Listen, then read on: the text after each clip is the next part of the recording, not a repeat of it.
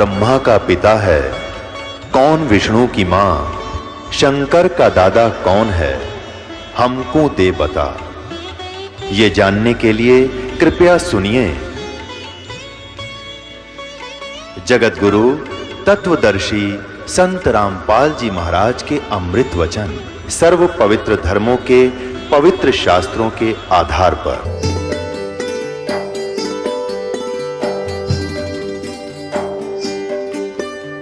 पुण्यात्माओं, आप सृष्टि रचना के बारे में सुन रहे हो। जब तक आप जी सृष्टि रचना के विषय में नहीं जानोगे, तब तक आप इस आध्यात्मिक ज्ञान को, तत्व ज्ञान को नहीं समझ सकते और न ही किसी सदग्रंथ को समझ सकते। ये जो सृष्टि रचना है, ये समझो कि ये मास्टर की है। सभी सदग्रंथों को समझने की, उनके खजाने को देखने की ये मास्टर की है, यानी मुख्य चाबी है। इसलिए आप जी को बार बार सृष्टि रचना का ज्ञान अत्यधिक कराया जाता है। अब सृष्टि रचना में आपने परमेश्वर कबीर देव जी द्वारा रची हुई अपनी सृष्टि का ज्ञान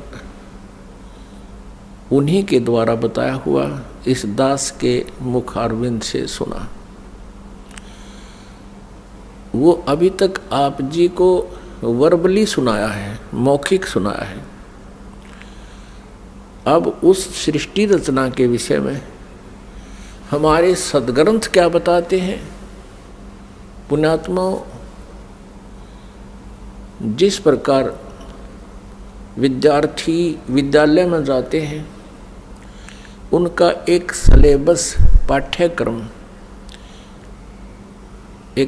पाठ्यक्रम उनका निहित होता है। सिलेबस एक विशेष होता है और जो टीचर सिलेबस के आधार से बच्चों को शिक्षा देते हैं, पढ़ाते हैं, वो टीचर सही हैं। और जो टीचर सिलेबस से बाहर का ज्ञान कराते हैं, वो टीचर ठीक नहीं। वो अध्यापक बच्चों के हितैषी नहीं है, उनके जीवन के नाशक हैं। तो पुण्यात्माओं, जो सदग्रंथों के विपरीत ज्ञान, शास्त्र विरुद्ध ज्ञान जो संत बता रहे हैं और शास्त्र विधि त्याग कर मनमाना आचरण कर और करवा रहे हैं, शास्त्र विधि त्याग कर मनमानी पूजाएं कर रहे हैं, वो न तो स्वयं कोई लाभ प्राप्त कर रहे हैं मनुष्य जीवन का और न ही उनके अनुयायी। इसके लिए श्रीमद् भगवत गीता अध्याय 16 श्लोक 23 में और 24 में कहा है। 23 में कहा कि शास्त्र विधि को त्याग कर जो मनमाना आचरण करते हैं, उनको न तो कोई सुख होता है और न ही उनकी कोई गति होती है और न ही सिद्धि को प्राप्त होती है, अर्थात व्यर्थ।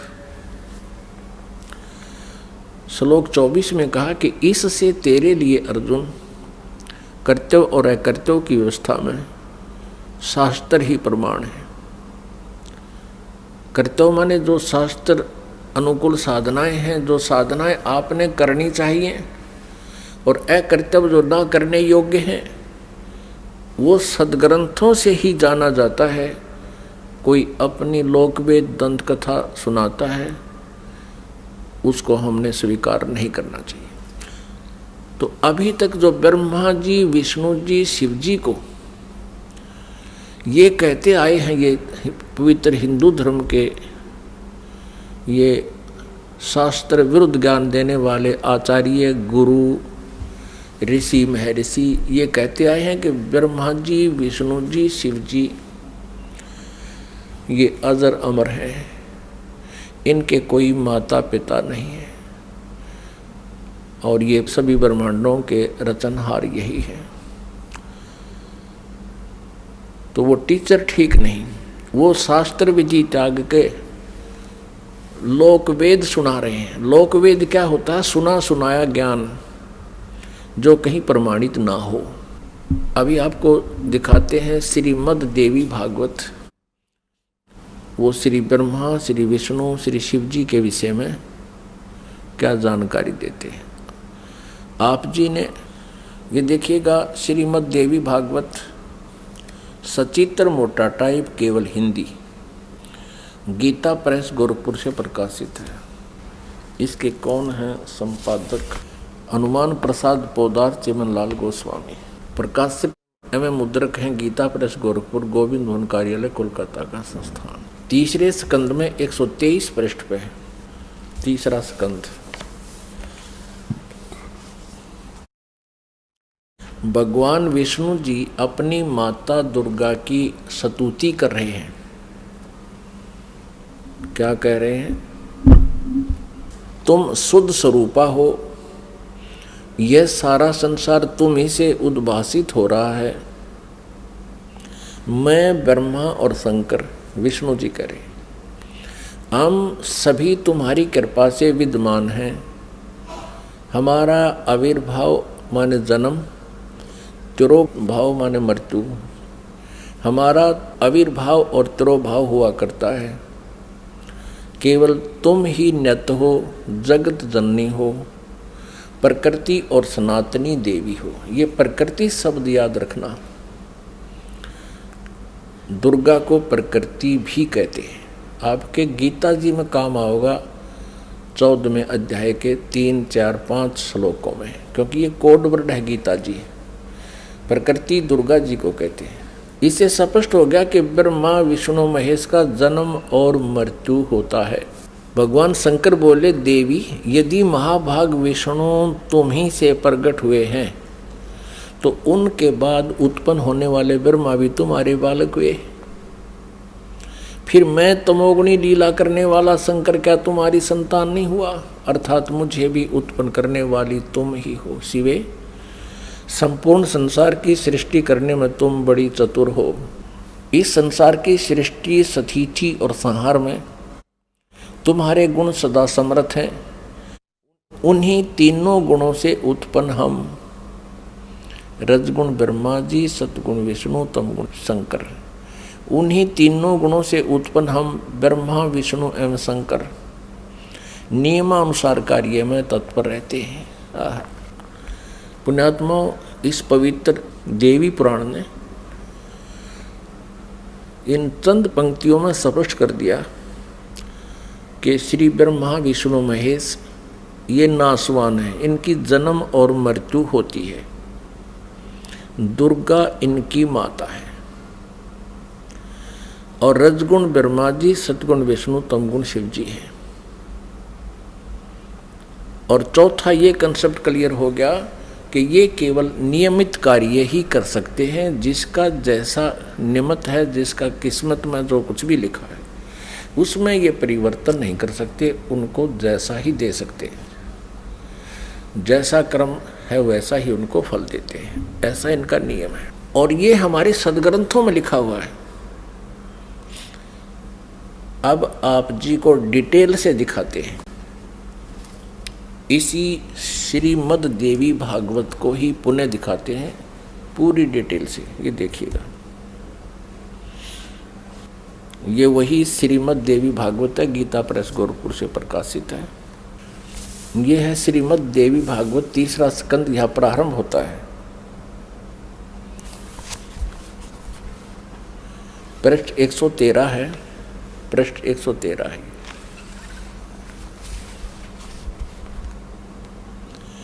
जन्मे जय ने पूछा, भगवान आपने अम्बा यज्ञ अर्थात परम पवित्र नवरात्र व्रत के करके उसके द्वारा देवी के आराधन करने की आज्ञा दी है।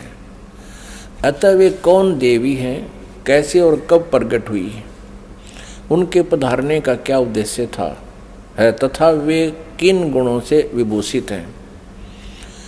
अम्बा यज्ञ किस प्रकार होता है? आगे ब्रह्मन साथ ही विस्तार पूर्वक ब्रह्मांड की उत्पत्ति भी कही है, क्योंकि भूदेव ब्रह्मांड के विषय में जो कुछ कहा गया है तथा वह जैसा जो है, ये सभी बातें आप जानते हैं। व्यास जी से पूछ रहे हैं जन्मेजय, मैंने सुना है कि ब्रह्मा, विष्णु और रुद्र ये 3 सगुण देवता हैं। कर्मशः सृष्टि, पालन और संहार के कार्य का उत्तरदायित्व इन पर रहता है। पाराशर नंदन व्यास जी, अब मैं इनके संबंध में विस्तार पूर्वक सुनना चाहता हूँ, आप बतलाने की कृपा करें। व्यास जी कहते हैं, राजन तुम्हारी बुद्धि बड़ी विशाल है। अभी तुमने जो पूछा कि ब्रह्मादि की उत्पत्ति, यानी ब्रह्मा विष्णु महेश, ब्रह्मादि माने ब्रह्मा विष्णु महेश की उत्पत्ति कैसे हुई, सो वह महान कठिन विषय है, उसमें अनेक प्रश्न उठ जाते हैं। यही प्रश्न पूर्व समय में मैंने नारद जी से किया था। व्यास जी कह रहे हैं कि मैंने नारद से पूछा था यही ज्ञान। मैंने कहा, मुने आप बुद्धिमान हैं, मुझे यह बताने की कृपा कीजिए कि इस विस्तृत ब्रह्मांड के प्रधान कर्ता कौन है। मुनिवर, यह ब्रह्मांड कहाँ से उत्पन्न हो गया। द्विजवर, साथ ही यह भी बताइए कि यह ब्रह्मांड विनाशशील है अथवा सदा रहने वाला है। इसकी रचना ये 114 पृष्ठ पे है, 3रा स्कंध। करने वाला कोई एक है अथवा बहुत से इसके रचयिता है। कर्ता के अभाव में कार्य का होना असंभव है। यह प्रश्न मेरे मन में उठा करता है। कुछ लोग भगवान शंकर को परम कारण मानकर जगत का रचयिता बतलाते हैं। वे कहते हैं कि देवादिदेव भगवान शंकर अविनाशी पुरुष हैं, उनका कभी जन्म और मरण नहीं होता, वे आत्मा मर्मण करने वाले हैं, देवताओं पर भी उनका शासन बना रहता है। दूसरे कई लोग भगवान विष्णु की प्रशंसा किया करते हैं। वे शक्तिशाली पुरुष, अव्यक्त, अखिल ऐश्वर्य के संपन्न परब्रह्म परमात्मा है। कुछ दूसरे लोग ब्रह्मा जी को सृष्टि का प्रधान कारण बताते हैं। कितने ही आचार्य भवानी को संपूर्ण मनोरथ पूर्ण करने वाली बतलाते हैं। वे आदिमाया महाशक्ति एवं परम पुरुष के साथ रहकर कार्य संपादन करने वाली प्रकृति है। ब्रह्म के साथ उनका अभेद संबंध है। ब्रह्म ये काल है, क्षर पुरुष, और अभेद संबंध यानी पति पत्नी का संबंध है। वे सृष्टि, स्थिति और संहार कार्य में संलग्न रहती हैं। संपूर्ण प्राणियों एवं देवताओं की भी वे जननी है, उनका कभी जन्म मरण नहीं होता। वैष्णवी, सांभवी, ब्राह्मी, वासवी, वारुणी, वाराही, नारसिंही और तथा अद्भुत महालक्ष्मी नाम से विख्यात है। 115 पृष्ठ पे। कितने श्रेष्ठ मुनि कहते हैं कि जो निरंजन, निराकार, निर्लेप, निर्गुण, अरूप एवं व्यापक ब्रह्म है, उन्हीं से जगत की सृष्टि हुई है। कहीं कहीं वेद और उपनिषद में भी वे ही ब्रह्म तेजो में बतलाए गए हैं और प्रधान पुरुष हैं। हजारों मस्तकों, आँखों, कानों, हाथों, मुखों, चरणों से वे संपन्न आकाश भी, ये आगे देखो। अब व्यास जी पूछ रहे थे नारद जी तक, मैंने ऐसा सुना है कोई कुछ बता रहा है, कोई कुछ बता रहा है, कोई शंकर को रचयिता, कोई विष्णु जी को रचयिता बताते हैं। अब नारद जी कहते हैं, व्यास जी, प्राचीन समय की बात है, यही संदेह मेरे हृदय में भी उत्पन्न हो गया था। तब मैं अपने पिता अमित तेजस्वी ब्रह्मा जी के स्थान पर गया और उनसे इस समय जिस विषय में तुम पूछ रहे हो उसी विषय में मैंने पूछा। मैंने कहा, पिताजी, यह संपूर्ण ब्रह्मांड कहाँ से उत्पन्न हुआ। विभो, आपने सम्यक प्रकार से इसकी रचना की है, अथवा विष्णु इस विश्व के रचयिता हैं, या शंकर ने इसकी सृष्टि की है। पर जगत प्रभु, आप विश्व के आत्मा हैं और सच्ची बात बताने की कृपा करें। किन देवताओं की पूजा करनी चाहिए तथा कौन देवता सबसे बड़े एवं समर्थ हैं। निष्पाप ब्रह्मा जी, इन सभी प्रश्नों का समाधान करके मेरे हृदय के संदेह को दूर करने की कृपा कीजिए। सत्यवती नंदन व्यास जी, इस प्रकार मेरे प्रसन्न करने पर लोक पितामह ब्रह्मा जी मुझसे कहने लगे। ब्रह्मा जी ने कहा, बेटा मैं इस प्रश्न का क्या उत्तर दूं? यह प्रश्न बड़ा ही जटिल है। महाभाग, तुम भगवान विष्णु से इसका समुचित समाधान पा सकते हो। ये तीनों देवता, इनको ज्ञान तो है नहीं, इसलिए ये अपने से दूसरे की तरफ धका दिया करें। चलो वहाँ उससे पूछ लो। फिर भी विष्णु जी की तरफ संकेत करते हैं, फिर भी अपना ज्ञान वो बता रहे हैं। ब्रह्मा जी कह रहे हैं, महामते, इस संसार में कोई भी रागी पुरुष ऐसा नहीं है जिसे यह रहस्य विदित हो। जो त्यागी, अहंकार रहित एवं ईर्षा शून्य है, वही इसके रहस्य को जान सकता है। पूर्व काल में, अब सृष्टि की रचना बता रहे हैं ब्रह्मा जी। पूर्व काल में सर्वत्र जल ही जल था। शतावर जंगम जितने प्राणी हैं उनमें कोई भी नहीं थे। तब कमल से मेरी उत्पत्ति हुई। उस समय मुझे सूर्य, चंद्र, वृक्ष तथा पर्वत कोई भी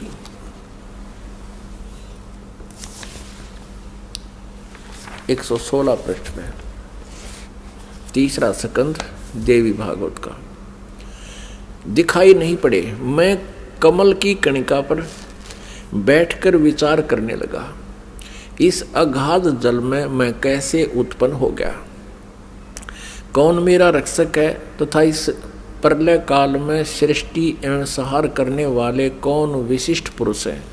कहीं भी स्पष्ट रूप से भूमि भी नहीं दिखती जिस पर यह जल टिका हुआ है। यह कमल कैसे उत्पन्न हुआ, यों विचार करके मैं जल में उतरा। ब्रह्मा जी कह रहे हैं, 1000 वर्ष तक पृथ्वी का अन्वेषण करता रहा, यानी खोज करता रहा। इस पर भी मुझे उस जल का कहीं और छोर नहीं मिला। इतने में आकाशवाणी हुई, तप करो तप करो। तब मैंने तपस्या आरंभ कर दी।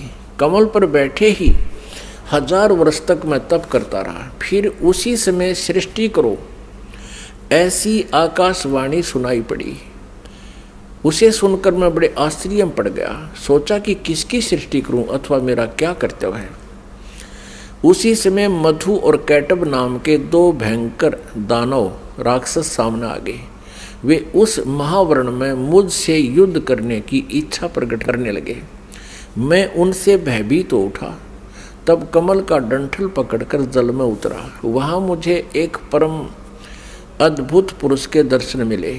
उनका श्री विग्रह माने शरीर मेघ के समान श्याम था, बादलों की तरह, काले बादलों की तरह। वे पीतांबर पहने थे, 4 भुजाएं थी, शेष नाग की सैया पर सोए थे। उन जगत प्रभु के गले को वनमाला सुशोभित कर रही थी। शंख, चक्र, गदा और पद्म, इन 4 आयुधों से अनुपम शोभा पा रहे थे। ऐसे शेष शाही भगवान विष्णु का मुझे दर्शन हुआ। वे योग निंद्रा के वशीभूत होकर गाढ़ी नींद में सोए हुए थे। उनकी सारी चेष्टाएं शांत थी। नारद जी शेष नाग की सैया पर सोए हुए उन प्रभु को देखकर मेरा मन चिंतित हो उठा। इतने में भगवती योग निंद्रा याद आ गई। मैंने उनका सत्वन किया। तब वे कल्याणमयी भगवती श्री विष्णु जी के विग्रह से निकलकर, विग्रह माने शरीर से, श्री विष्णु जी के शरीर से निकलकर अत्यंत रूप धारण करके आकाश में विराजमान हो गई। दिव्य आभूषण उनकी छवि बढ़ा रहे थे। जब योग निंद्रा भगवान विष्णु के शरीर से अलग होकर आकाश में विराजने लगी, तब तुरंत ही श्री हरि उठ बैठे। अपने आत्माओं, जैसा आज आपको सृष्टि रचना में पहले बताया था, वर्बली दास ने बताया था, जो परमात्मा ने हमें बता रखा था, कबीर साहब ने ये कहा था कि दुर्गा, ब्रह्मा जी, विष्णु जी और शिव जी की माता है श्री देवी, और ये काल ज्योति निरंजन इनका पिता है। ये क्या करते हैं, इन तीनों बच्चों की उत्पत्ति करते हैं ये काल यानी ब्रह्म, सर्वपुरुष भी कहते हैं इसको, सर्वब्रह्म भी कहते हैं। सर्वब्रह्म और ये दुर्गा जी, इन दोनों के पति पत्नी व्यवहार से श्री ब्रह्मा जी, श्री विष्णु जी, श्री शिव जी की उत्पत्ति होती है, जन्म होता है। और ये क्या करते हैं, इनको बाल्यावस्था से ही कोमा में कर देते हैं, अचेत कर देते हैं और उनकी परवरिश जारी करते हैं। जब ये युवा होते हैं तो इनको सचेत कर देते हैं। अब ये दुर्गा अन्य रूप धारण करके प्रेतवत, प्रेतनी की तरह विष्णु जी के शरीर में प्रवेश करके इनको बेहोश किए हुए थी। ऐसे ही ब्रह्मा जी को ये कमल के फूल पर रख दिया और तब तक ये अचेत था, कोमा में डाल रखा था। ये खुद कहता मुझे पता नहीं मैं कमल के फूल पर कहाँ से उत्पन्न हो गया, मेरा कौन जनक है। अब नीचे उतरा तो देखा विष्णु जी बेहोश पड़े थे वो, और उसमें से जब वो दुर्गा निकल गई, बाहर आई तो सचेत हो गए। अब इस प्रकार इन सभी को इस काल भगवान ने अपने सुनियोजित षड्यंत्र के तहत भ्रमित कर रखा, किसी को यथार्थ ज्ञान नहीं बता रखा। अब यहाँ आप आगे देखिएगा, अब क्या होता है कि तीसरे स्थान पर भगवान शंकर को भी बेहोश कर रखा था, फिर उसको सचेत कर दिया, फिर तीनों को इकट्ठा कर दिया प्रेरणा करके, तीनों इकट्ठे हो गए। अब देखना श्रीमद् संक्षिप्त देवी भागवत और तीसरा स्कंद, और हम यहाँ पढ़ रहे थे। तब वे कल्याणमयी भगवती श्री विष्णु के विग्रह से निकलकर अत्यंत रूप धारण करके आकाश में विराजमान हो गई। दिव्य आभूषण उनकी छवि बढ़ा रहे थे। जब योग निंद्रा भगवान विष्णु के शरीर से अलग होकर आकाश में विराजने लगी, तब तुरंत ही श्री हरि उठ बैठे। उन्होंने मधु और कैटब के साथ 5000 वर्ष तक बड़ी घमासान लड़ाई की। तब वे दैत्य मरे। पहले देवी के कटाक्ष से मधुर और कैटब मोहित हो गए थे। उसके बाद भगवान विष्णु ने गोद में लेटाकर उन्हें वहीं प्राणों से रहित कर दिया। अब वहाँ मैं और भगवान विष्णु दो थे, वहीं रुद्र भी प्रकट हो गए। हम तीनों को भगवती आद्याशक्ति के दर्शन हुए, दुर्गा के। उन्हें देखकर मनमुग्ध हो गया। हमने उनकी उत्तम स्तुति की। तब वे आदि शक्ति हम लोगों से कहने लगी। देवी ने कहा, ब्रह्मा विष्णु और महेश्वर, तुम भली भांति सावधान होकर अपने अपने कार्य में संलग्न हो जाओ। सृष्टि, स्थिति और संहार ये तुम्हारे कार्य हैं। ब्रह्मा जी कहते हैं भगवती आद्याशक्ति की, हम 117 पृष्ठ पर पढ़ रहे हैं, तीसरा स्कंद। वह वाणी बड़ी मधुर थी, सुंदर एवं सुखप्रद थी। हमने वह स्पष्ट सुनी। हम लोगों ने उनसे कहा, माता, हम किस प्रकार इन प्रजाओं के सर्जन आदि कार्य करने में सफल हो? विस्तृत भूमि का अभाव है, सभी स्थान जलमग्न है। हमारी बात सुनकर उन कल्याण स्वरूपिणी भगवती का मुखमंडल मुस्कान से भर गया। इतने में एक सुंदर विमान आकाश से उतरा। तब उन देवी ने हमें आज्ञा दी, देवताओं, निर्भीक होकर इच्छापूर्वक इस विमान में प्रवेश कर जाओ। ब्रह्मा विष्णु और रुद्र, आज मैं तुम्हें एक अद्भुत दृश्य दिखलाती हूँ। हमने भगवती की बात सुनकर उसे शिरोधार्य कर लिया। उस रत्न जटित विमान पर चढ़कर हम लोग आराम से बैठ गए। हम तीनों देवताओं को उस पर बैठे देखकर देवी ने अपने सामर्थ्य से विमान को आकाश में उड़ा दिया। ब्रह्मा जी कहते हैं, मन के समान तीव्र गति से चलने वाला वह विमान जिस अपरिचित स्थान पर गया, वहाँ संपूर्ण फलों से लदे हुए अनेक सुंदर वृक्ष थे। आगे एक अत्यंत सुंदर नगर दिखाई पड़ा। अद्भुत चार दीवारी उस नगर की छवि बढ़ा रही थी। उसमें बहुत से ऊंचे ऊंचे महल थे, उचित स्थान पर यज्ञशालाएं बनी थी। क्षण भर के बाद वह एक दूसरे सुंदर प्रदेश में जा पहुंचा। वहां हमने देखा अनुपम नंदन वन था। पारिजात की संगन छाया के नीचे सुरभि गो बैठी थी। आप पास में ही ऐरावत हाथी विराजमान था। सैकड़ों अप्सराएं, यक्ष, गंधर्व और विद्याधर उस पराजित के उपवन में गाते व्यवहार करते थे। देखा तो वही महाभाग इंद्र भी थे। उनके समीप उनकी प्राण प्रिया सची विद्यमान थी। उस स्वर्ग के दृश्य को देखकर हम 118 पृष्ठ पे आश्चर्यचकित हो गए। आगे देखना। इतने में हमारा विमान तेजी से चल पड़ा और वह दिव्य धाम ब्रह्मलोक में जा पहुंचा। संपूर्ण देवता उस नगर के सामने मस्तक झुकाया करते थे। वहां एक दूसरे ब्रह्मा विराजमान थे। उन्हें देखकर भगवान शंकर और विष्णु को बड़ा आश्चर्य हुआ। सभा लगी थी। भगवान शंकर और विष्णु ने मुझसे पूछा, चतुरानन, ये अविनाशी ब्रह्मा कौन है? मैंने उत्तर दिया, मुझे कुछ पता नहीं। सृष्टि के अधिष्ठाता ये कौन है? भगवान, मैं कौन हूँ, ये कौन है और हमारा उद्देश्य क्या है? इस उलझन में मेरा मन चक्कर काट रहा है।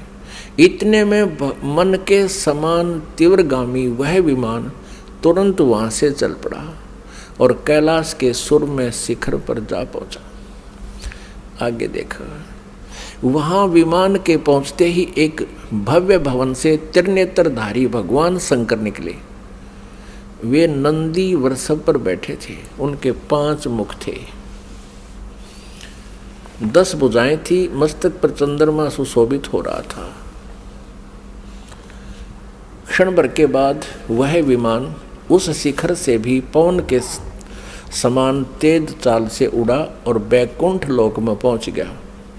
वहाँ भगवती लक्ष्मी का विलास भवन था। बेटा नारद, वहाँ मैंने जो संपत्ति देखी उसका वर्णन करना मेरे लिए असंभव है। उस उत्तम पुरी को देखकर विष्णु का मन आश्चर्य के समुद्र में गोता खाने लगा।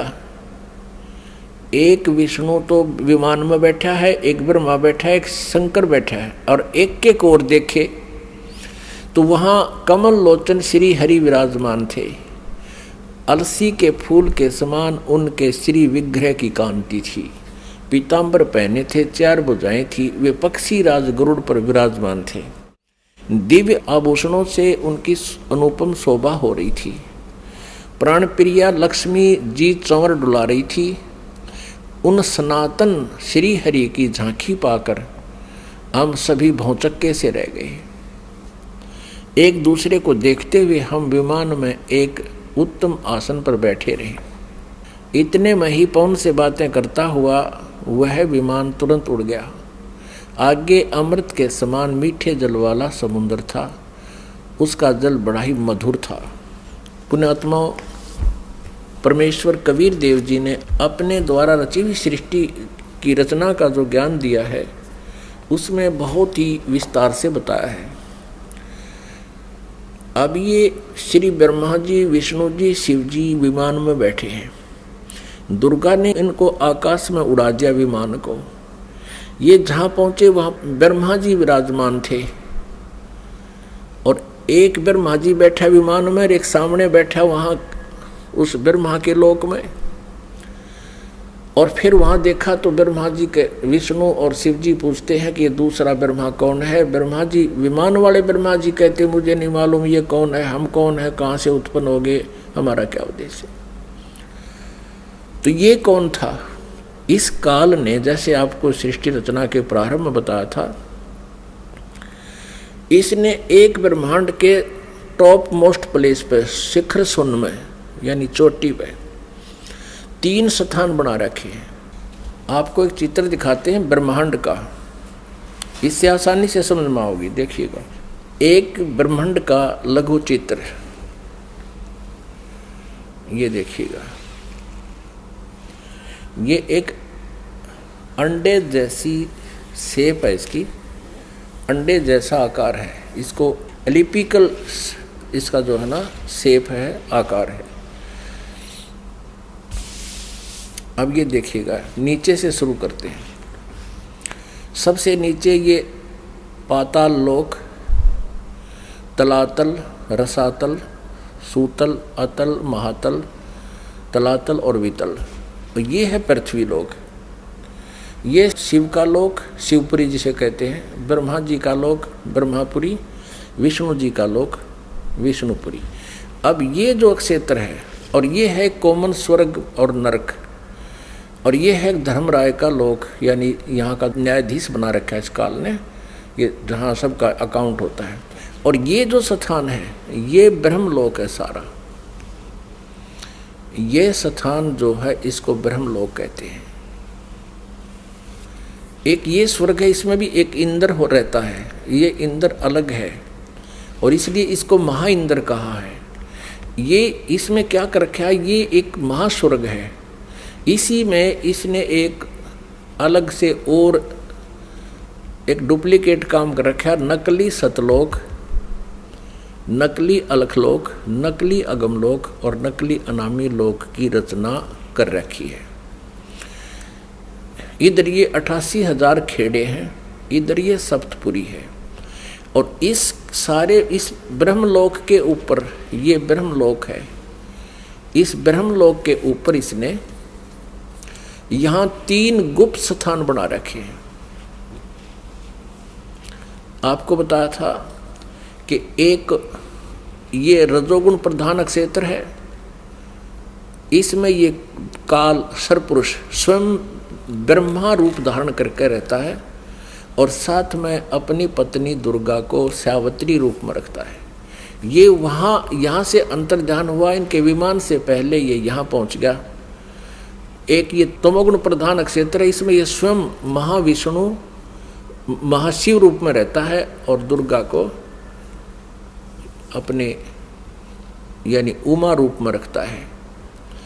और फिर ये एक सतोगुण प्रधान क्षेत्र है। आगे फिर ये स्वयं ही विष्णु रूप धारण करके वहाँ विराजमान हो जाता है और दुर्गा को महालक्ष्मी रूप में रखता है। अब जब इनका विमान वहाँ पहुँचा इस रास्ते से, पहले इन्होंने देखा यहाँ इंद्र का लोक देखा, ये पहले बड़े बड़े वृक्ष और अन्य लोक देखे, फिर यहाँ से यहाँ प्रवेश हुआ। इससे आगे नहीं जा सकते ये। इनका विमान महाइंद्र को देखकर वापस यहाँ से आया, फिर इस रास्ते से ऊपर गया।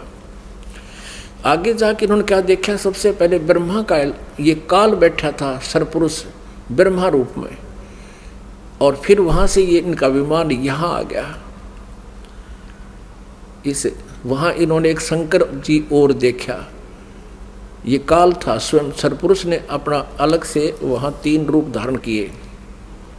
और फिर ये विष्णु लोक में आ गए, वहाँ एक विष्णु और था और लक्ष्मी जी बैठी थी। यह दुर्गा इस विष्णु रूपी काल के ऊपर, सरपुरुष के ऊपर चमर कर रही थी। यहाँ से फिर इनका विमान यहाँ आया, इस मीठे जल के समुद्र में। यहाँ दुर्गा का एक लोक अलग से है। अब आगे पढ़ते, यहाँ तक हम पढ़ते हुए आ चुके हैं श्री देवी पुराण को। अब हम यहाँ आएंगे इस मीठे जल में, इस मीठे जल के समुद्र में पहुँच गए। अब यहाँ आते हैं पुण्यात्माओं, आज हमारे सदग्रंथ जो प्रमाणित कर रहे हैं, ये ज्ञान परमेश्वर कबीर जी ने 600 वर्ष पहले अपनी सच्चिदानंद घन ब्रह्म की वाणी में, कबीर वाणी में लिपिबद्ध करवा रखा है, आज से 600 वर्ष पहले। और आज इन सदग्रंथों में हमें सत्य हो रहा है। तो इससे सिद्ध है कि पूर्ण परमात्मा कबीर जी हैं, जिन्होंने पहले ही ये ज्ञान हमें दे रखा था और हमारे सदग्रंथों विद्यमान है।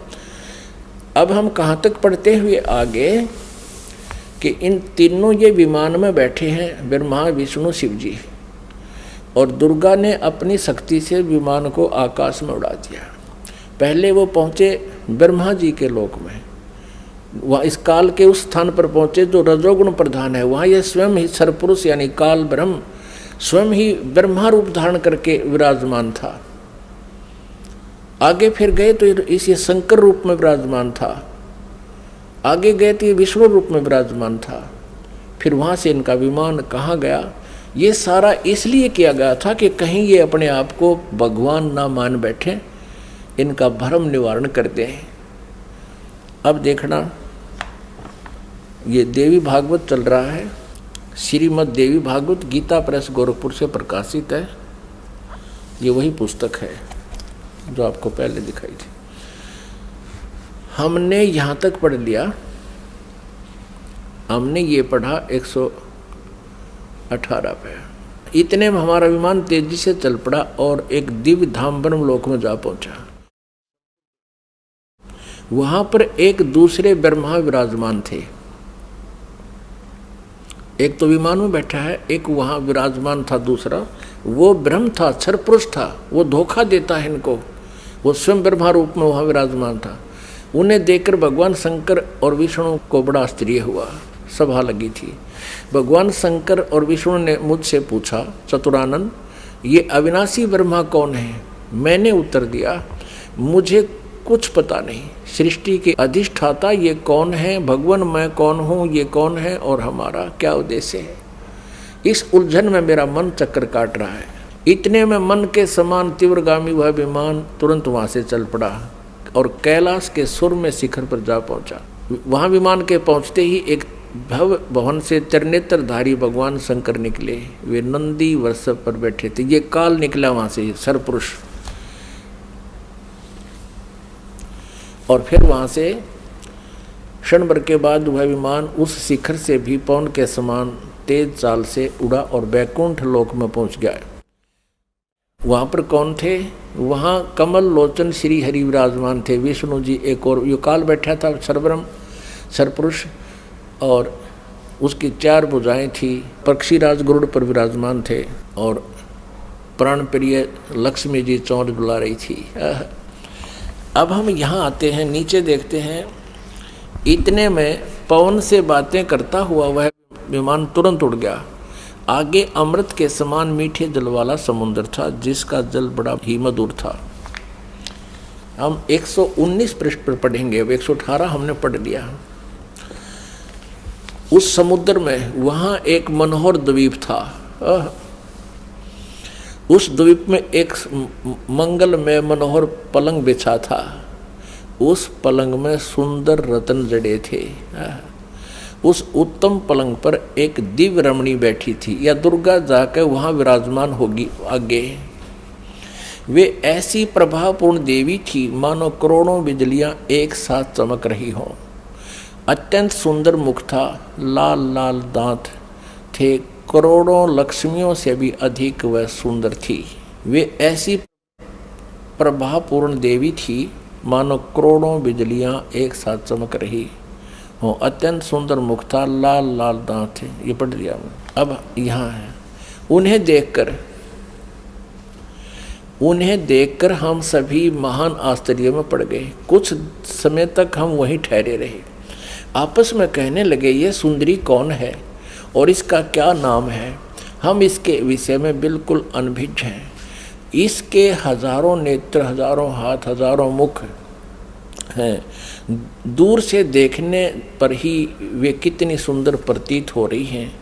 ये न कोई अप्सरा है, न कोई गंधर्व कन्या और न देव कन्या। नारद यों संदेहग्रस्त होकर हम लोग वहाँ रुके रहे। तब भगवान विष्णु ने उन चारों साहिनी भगवती को देखकर विवेक पूर्वक निश्चय कर लिया कि ये भगवती जगदम्बिका हैं।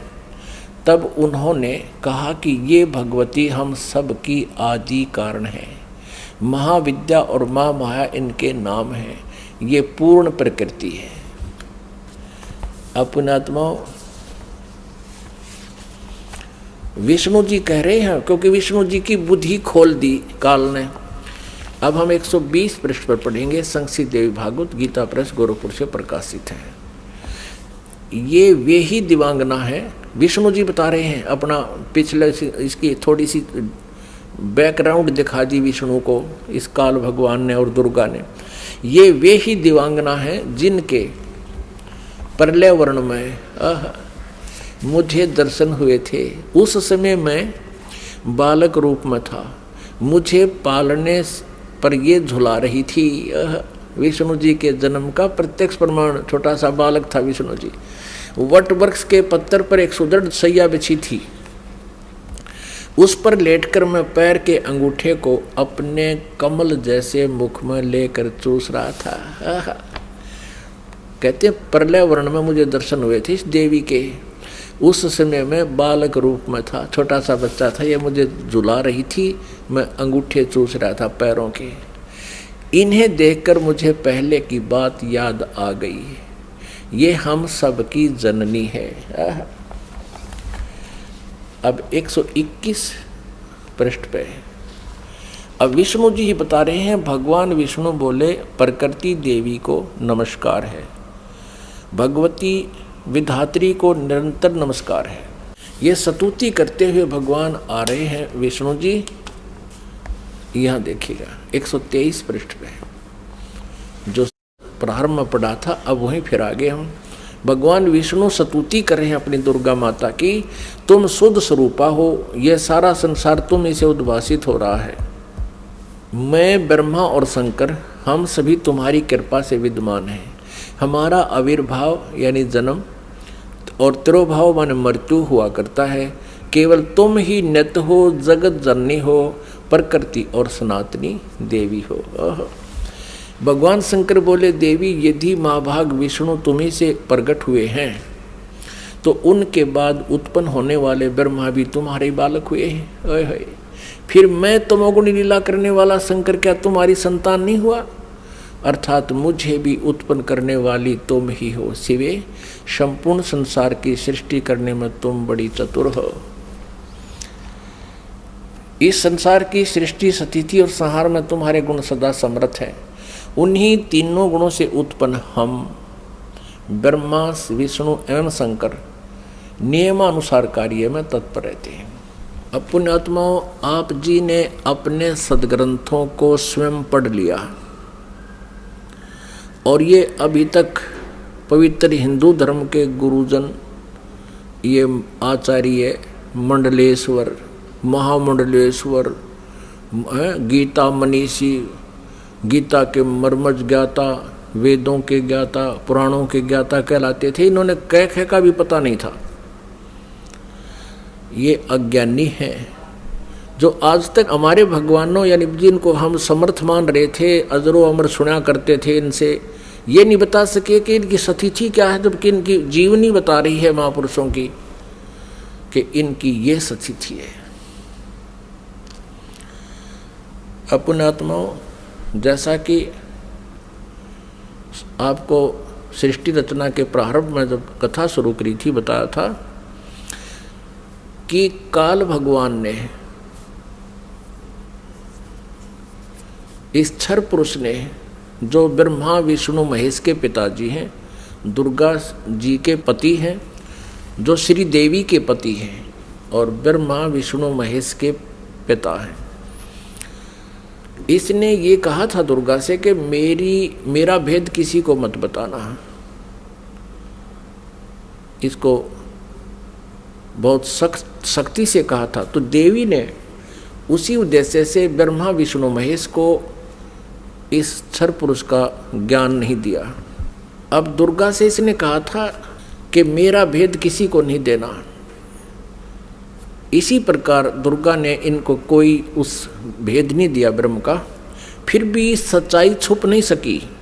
अब इसी में आपको प्रमाणित करते हैं देवी भागवत में, ब्रह्मा जी ने वेदों को पढ़ा, दुर्गा से पूछा कि वेदों में ये लिखा है कि केवल एक ब्रह्म जिसके बराबर दूसरा नहीं है। ब्रह्म माने परमात्मा भी होता है, वो ब्रह्म माने भगवान होता है, वो एक ही परमात्मा पूजा के योग्य है। तो वो क्या आप ही हो क्या? ब्रह्मा ने पूछा, क्या वो आप ही हो? दुर्गा से कहती। अब दुर्गा क्या उत्तर देती है देखिएगा। हम श्रीमद् देवी भागवत यानी दुर्गा पुराण, देवी पुराण को पढ़ रहे हैं, जो गीता प्रेस गोरखपुर से प्रकाशित है। इसके तीसरे स्कंद में पृष्ठ नंबर 125 पर हम पढ़ रहे हैं। 123 तक हमने पढ़ लिया। यहाँ 124 पे देखिएगा,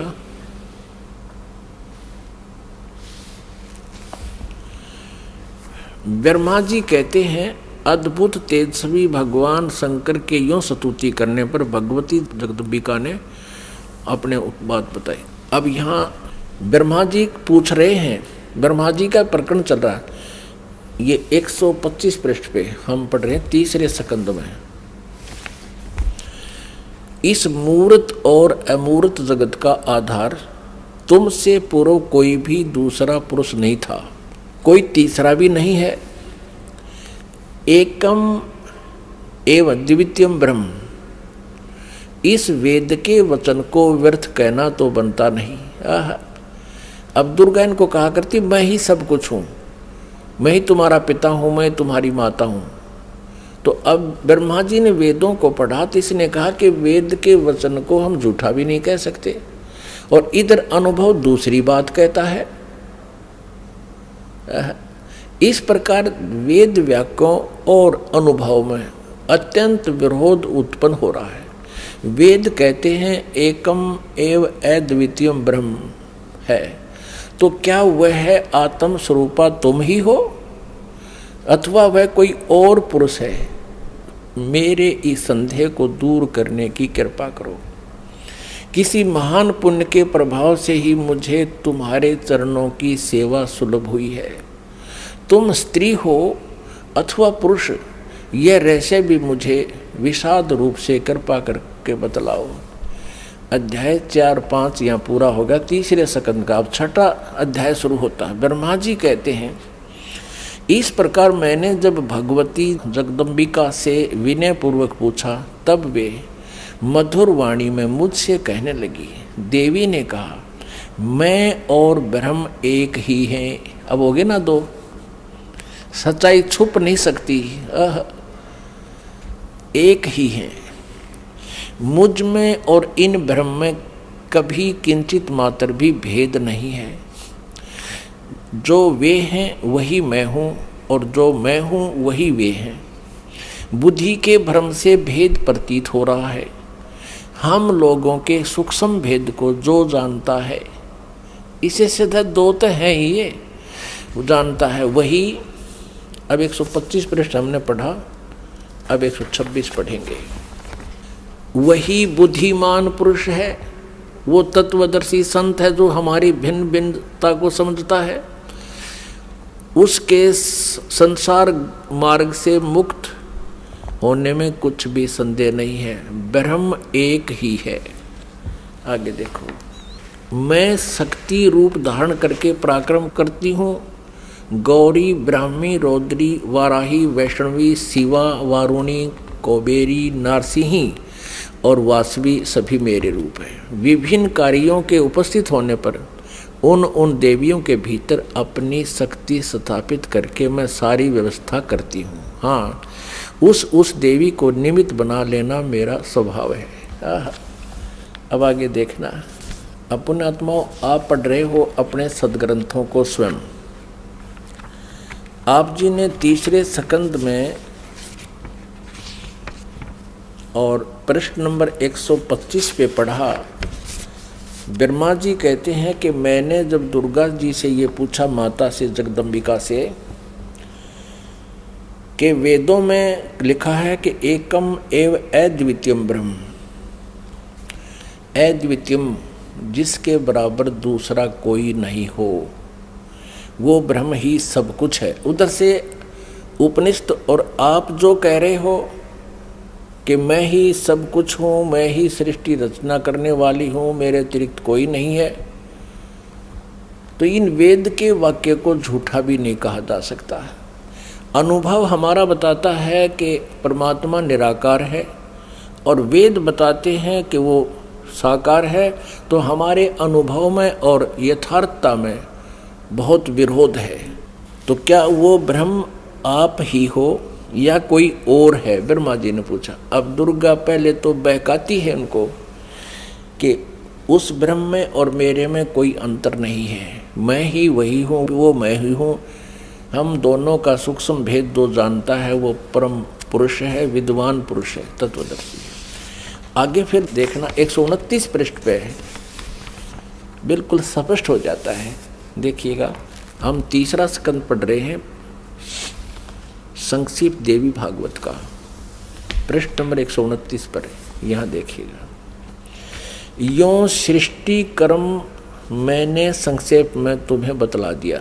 यह देवी कह रही है, दुर्गा बता रही है। यहाँ देवी का प्रवचन चल रहा है, देवी ने कहा, ये देवी बता रही है। यों 129 पृष्ठ पे, यों सृष्टि कर्म मैंने संक्षेप में तुम्हें बतला दिया। महानुभाव देवताओं, ब्रह्मा विष्णु और शिव को दुर्गा कह रही है, अब मेरा कार्य सिद्ध करने के लिए विमान पर बैठकर तुम लोग शीघ्र पधारो जाओ। कोई कठिन कार्य उपस्थित होने पर जब तुम मुझे स्मरण करोगे तब मैं सामने आ जाऊंगी। देवताओं, मेरा और सनातन परमात्मा का ध्यान तुम्हें सदा करते रहना चाहिए। अब यहाँ ये दो हो गए, तब तो कह रही थी मैं ही सब कुछ हूँ, और अब ये कह रही है दो, मेरा और ये दुर्गा ब्रह्म को ही सनातन परमात्मा बता रही है। हम दोनों का आगे दो, हम दोनों का स्मरण करते रहोगे तो तुम्हारे कार्य सिद्ध होने में किंचित मात्र भी संदेह नहीं रहेगा।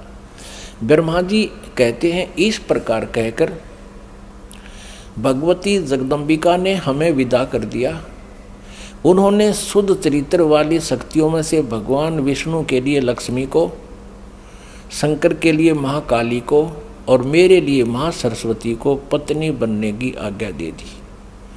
अब उस स्थान से हम चल पड़े और दूसरे स्थानों पर हम तीनों की पुरुष रूप से प्रतिष्ठा हुई। आप जी को इस दास ने परमेश्वर कबीर जी द्वारा रची हुई सृष्टि और ये सारे ब्रह्मांडों की रचना कब कब कैसे हुई वो सारी बताई थी। इस दास ने आपको मौखिक सुनाया था, वर्बली सुनाई थी, और आज इन सदग्रंथों ने, हमारे शास्त्रों ने प्रमाणित कर दिया कि जो 600 वर्ष पहले परमेश्वर कबीर जी ने हमें ज्ञान दिया था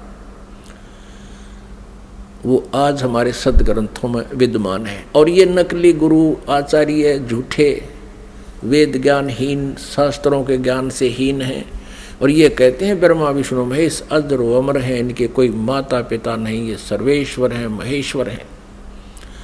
अब ये तो कंसेप्ट क्लियर हो गया दुर्गा का कि दुर्गा इनकी माता है, फाइनल हो गया। और तीनों का विवाह कर दिया दुर्गा ने, अपने ही 3 रूप बना करके। ये खुद कहती है कि मैं एक से अनेक हो जाती है ये देवी, और 3 रूप धारण करके इसने तीनों पुत्रों का विवाह कर दिया।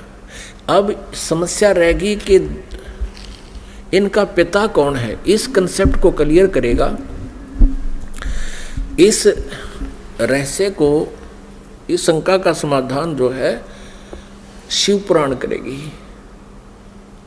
आओ आपको पढ़ाते हैं अपने पवित्र शास्त्र, जिनको ये नकली हिंदू धर्म के नकली गुरु आज तक नहीं पढ़ सके, ना समझ सके। इन्होंने केवल संस्कृत भाषा का ज्ञान था, तत्व ज्ञान नहीं था। और हम इनको मानते रहे कि ये संस्कृत भाषा के जानने वाले ऋषि, महर्षि, ब्राह्मण हैं, और इन्होंने वेदों और पुराणों को ठीक पढ़ा होगा, इन्होंने सही बताया होगा हमको। और परमात्मा कबीर देव जी, कबीर साहब जी, वो धानक रूप, जुल्हा रूप में आए थे बनारस में। वो 600 वर्ष पहले कहा करते, ये झूठ बोलते हैं सभी, ये सदग्रंथों से परिचित नहीं है, ये परमात्मा की परिभाषा से परिचित नहीं है। तो उस समय हमें विश्वास नहीं हो पाया, क्योंकि ये झूठे गुरु आचार्य कहा करते थे कि कबीर तो अशिक्षित है, ये संस्कृत भाषा जानता नहीं, ये झूठ बोलता है ब्रह्मा विष्णु महेश के बारे में, ये इनकी जन्म मृत्यु बताता है, इनके माता पिता के बारे में कहता है। कबीर जी झूठ बोलते हैं। आए है कबीर परमेश्वर जी ने अपने प्यारी आत्मा धर्मदास जी से कहा था कि धर्मदास, कलयुग के जब 5505 वर्ष बीत जाएंगे तब ये मेरी बात सच्ची होंगी जो आज मैं तुझे बता रहा हूं। क्या? अब मैं तुमसे कहूं चताई, त्रिदेवन की उत्पत्ति भाई। माँ अष्टंगी पिता निरंजन, ये जम दारुण वंशन अंजन। तीन पुत्र अष्टंगी जाए, ब्रह्मा विष्णु शिव नाम धराए। जो आज मैं तुझे बता रहा हूं कि ये ब्रह्मा विष्णु महेश की माता दुर्गा है और पिता ज्योति निरंजन है, ये काल क्षर पुरुष है। ये मेरा जो वचन है आज से 5505 वर्ष के बाद जब कलयुग बीत जाएगा तब ये सच्चा होगा। अब आज जो है कलयुग का आज ये वो समय आ गया है। 5500 जो बनता है वो सन 2000 में बनता है, ईसा पूर्व ईस्वी में। आपको प्रमाण देते हैं थोड़ा, आप जी को ये कंसेप्ट क्लियर करते हैं कि वर्तमान में कलयुग का 5500 वर्ष चल रहे हैं। 5511 चल रहा है ये समझ लो आज। और इससे 5 वर्ष पहले सन 2000 में 5505 वर्ष हो जाते हैं। आपको प्रमाणित करते हैं, ये देखिएगा। एक ये हिमालय तीर्थ है, ये पुस्तक का नाम है हिमालय तीर्थ। और ये शंकराचार्य वालों की परंपरा से प्रकाशित है। हिमालय तीर्थ जेपी नंबूरी उप मुख्य कार्यकारी अधिकारी, श्री बद्रीनाथ केदारनाथ मंदिर समिति, ट्रैक्स एंड ट्रुक्स, कलकत्ता। इतने से ये पहला प्रकाशन 2009 में हुआ है। प्रकाशक है रंजू चक्रवर्ती, ये ऐसा मुद्रक हैं गिरी प्रिंट सर्विस कलकत्ता। अब इसके पृष्ठ नंबर 42 पर आपको दिखाते हैं। पृष्ठ नंबर 42 पुस्तक है हिमालय तीर्थ। और यहाँ देखना शंकराचार्य का विवरण है। आदि केदारेश्वर के समक्ष शंकराचार्य जी की दिव्य संगमरमर की मूर्ति है। शिव रहस्य के अनुसार, शिव रहस्य के अनुसार एक पुस्तक है शिव रहस्य, उसका ये संस्कृत में लिखा है। त्रिसहस्र वर्षाणाम शंकरो यति, अर्थात कलयुग के 3000 वर्ष व्यतीत होने पर बौद्ध मीमांसकों को के मत पर विजय प्राप्ति के लिए शंकर यति के रूप में आविर्भूत होंगे। यानी शंकर भगवान ही आदि शंकराचार्य के रूप में कलयुग के 3000 वर्ष व्यतीत होने पर बौद्ध मीमांसकों के मत पर विजय प्राप्ति के लिए शंकर यति के रूप में आविर्भूत होंगे। शंकराचार्य के दर्शन के उपरांत ये आगे लिखा है। अब हम दूसरा आपको दिखाते हैं। अब इससे सिद्ध हो गया कि जब कलयुग 3000 वर्ष व्यतीत हो चुका होगा उस समय आदि शंकराचार्य जी का जन्म होगा। अब ये प्रत्यक्ष प्रमाण ये कर रही है दूसरी पुस्तक कि ईसा से 508 वर्ष पूर्व, ईसा जी के से 508 वर्ष पहले शंकराचार्य जी का जन्म हुआ। अब देखो ये एक पुस्तक है ज्योतिर्मय ज्योतिर्मठ, ये हैं आदि शंकराचार्य जी और ये हैं इनके बाद अब जो वर्तमान में श्री स्वरूपानंद जी शंकराचार्य, ये 2 पीठों के शंकराचार्य हैं, दोनों का 4 दिन के पास है। ये पुस्तक है ज्योतिर्मय ज्योतिर्मठ। और यहाँ देखना जनवरी 2007 में यह छपी है। संरक्षक हैं अनंत श्री विभूषित ज्योतिष पीठाधीश्वर एवं द्वारका शारदा पीठाधीश्वर, 2 के हैं ये मालिक। जगत गुरु शंकराचार्य स्वामी श्री स्वरूपानंद सरस्वती जी महाराज। संपादक एवं लेखक एवं संकलन करता है विष्णुदत्त शर्मा, अध्यक्ष आध्यात्मिक उत्थान मंडल दिल्ली। प्रेरणा स्रोत ये है, मुद्रक ये है फाइन प्रिंट एंड पैक्स। परामर्श एवं सहयोग ये है, प्रकाशक यहाँ पर अखिल भारतीय आध्यात्मिक ज्ञान उत्थान मंडल 1/3234 गली नंबर 2 रामनगर तिवारी मंडोली रोड शाहदरा दिल्ली। ऐसे ऐसे। अब इसके पृष्ठ नंबर 11 पर आपको दिखाते हैं। आदि शंकराचार्य का संक्षिप्त जीवन परिचय। लगभग 25 वर्ष पूर्व शंकराचार्य का जन्म चरमराती आस्था के युग में केरल प्रांत में पूर्णा नदी के तट पर कालाड़ी ग्राम में धर्मनिष्ठ नंबूदरी वैश्य शैव ब्राह्मण श्री शिव गुरु अर्थ व धर्मपरायण सुभद्रा के घर हुआ। श्री शिव गुरु तैत्रीय शाखा के यजुर्वेदी थे, जो आदि शंकराचार्य के पिताजी। शंकराचार्य का जन्म भगवान शंकर के आशीर्वाद से हुआ, अतः उनका नाम शंकर रखा गया। गुरु परंपरागत मठों के अनुसार उनका आविर्भाव काल ईसा पूर्व 508 वर्ष माना गया है या 576 वर्ष माना गया। ये 476 का अर्थ, ये 32 वर्ष की उम्र में इनका देहांत हो गया था। इसमें से 32 कम कर दें तो इतना ही होता है 476, यानी 508 वर्ष पूर्व। यहाँ इन्होंने लमसम कहा है कि लगभग 2500 वर्ष पूर्व 2500 वर्ष पूर्व उनका जन्म हुआ। कहाँ? कल। और इससे सिद्ध हो गया कि ईसा पूर्व 508, ईसा पूर्व 508 वर्ष। ये 2007 में लिख रहे हैं, तो ईसा की 2000 मानकर हम चलें तो उस समय 508 वर्ष पूर्व, यानी 2000 से 2508 वर्ष, यानी 2508 वर्ष पहले प्लस में जोड़ दो 3000, 5508 वर्ष हो गए।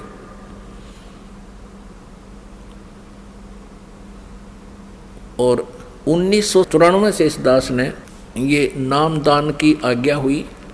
सन 2000 में कृपा हुई, परमात्मा ने दया बख्शी, इन सदग्रंथों को देखा। 2000 के बाद इन सदग्रंथों को, जो अपने सदग्रंथ हैं, इनको देख करके इस दास ने एक पुस्तक की रचना की, परिभाषा प्रभु की, फिर परमेश्वर का सार संदेश, और गहरी नज़र गीता में, यानी गीता जी का यथार्थ अनुवाद किया। तो परमात्मा ने कहा था कि जब कलयुग के 5505 वर्ष बीत जाएंगे, उस समय मेरी ये आज की कही हुई बातें सच्ची होंगी। धर्मदास, क्या कही थी परमात्मा ने कि ब्रह्मा विष्णु महेश नासवान हैं, इनकी जन्म मृत्यु होती है। ब्रह्मा विष्णु महेश जी के पिता ज्योति निरंजन क्षर पुरुष ये काल हैं, और माता इनकी या देवी दुर्गा है। लेकिन उस समय किसी ने नहीं माना था। 600 वर्ष पहले सन 1398 से सन 1518 तक परमात्मा 120 वर्ष तक यही ज्ञान देते रहे। लेकिन इन नकली गुरुओं ने, इन हट्ठी आचार्यों ने इस परमात्मा के ज्ञान को हम तक पहुंचने नहीं दिया।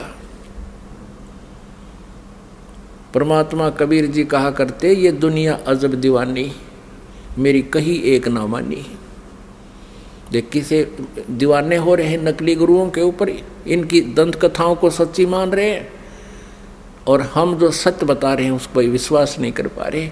तो इसके लिए परमात्मा ने ये समय सेलेक्ट किया था कि एक समय कलयुग आएगा, उस समय सभी जनता को शिक्षित करेंगे, और जनता जब शिक्षित होंगे, श्रद्धालु शिक्षित होंगे, तब सदग्रंथों को स्वयं आँखों देखेंगे और गदगद हो जाएंगे। हमें परमात्मा चाहिए, और हम इन सभी सदग्रंथों को, पवित्र चारों वेदों को, पवित्र 18 पुराणों को, पवित्र श्रीमद् भगवत गीता जी को हम सत्य मानते रहे हैं और सत्य मानते हैं, और उनमें जो लिखा है तो आज हमने उनको स्वीकार करना चाहिए। इन लोकवेद सुनाने वाले इन आचार्यों गुरुओं से हमने पीछा छुटाना चाहिए। इसी में हमारी बुद्धिमता है। और परमेश्वर कबीर जी कहते हैं, जान बूझ साची तजय और करे झूठ तने, ताकि संगत है प्रभु सोपन में बिना दे। इतने प्रमाण देखकर भी इन नकलियों से नहीं हटते हैं, सच्चाई को ग्रहण नहीं करते हैं, तो उसके विषय में कहा कि जान बूझ साची तजय और करें झूठ तने, ताकि संगत है प्रभु सोपन में बिना दे। फिर इसे निकम्मा तत्व कहते दूर है ठीक, जो इतना कुछ देखकर भी नहीं मान रहे हैं। इन आदि शंकराचार्यों ने भी, इन शंकराचार्यों को भी ब्रह्मा विष्णु महेश की स्थिति का नहीं पता, इनको अजर अमर कहते हैं। तो पुण्यात्मा परमात्मा कबीर जी ने कहा था, एक ना भूला दो ना भूली, ये भूले सब संसारी। अब हम आगे चलते हैं कि श्री ब्रह्मा, श्री विष्णु, श्री शिव जी के अब पिताजी क्लियर करने हैं, और उन्हीं की जीवनी में अब शिव पुराण दिखाते हैं आपको। ये देखिएगा शिव पुराण, संक्षिप्त शिव पुराण, सचित्र मोटा टाइप, केवल हिंदी।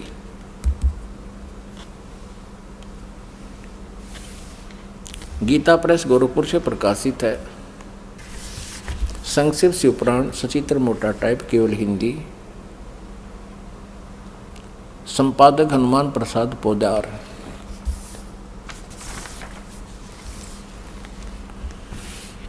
प्रकाशक एवं मुद्रक हैं गीता प्रेस गोरखपुर, गोविंद वन कार्यालय कोलकाता का संस्थान। अब यहाँ से शुरू करते हैं। ये रुद्र संहिता 98वां पृष्ठ शुरू करेंगे हम। संक्षिप्त शिव पुराण, ये रुद्र संहिता का 5वां अध्याय यहाँ समाप्त होता है। अपने पुत्र नारद की यह बात सुनकर लोक पितामह ब्रह्मा वहाँ इस प्रकार बोले। अब रुद्र संहिता का 6वां अध्याय हम पढ़ेंगे।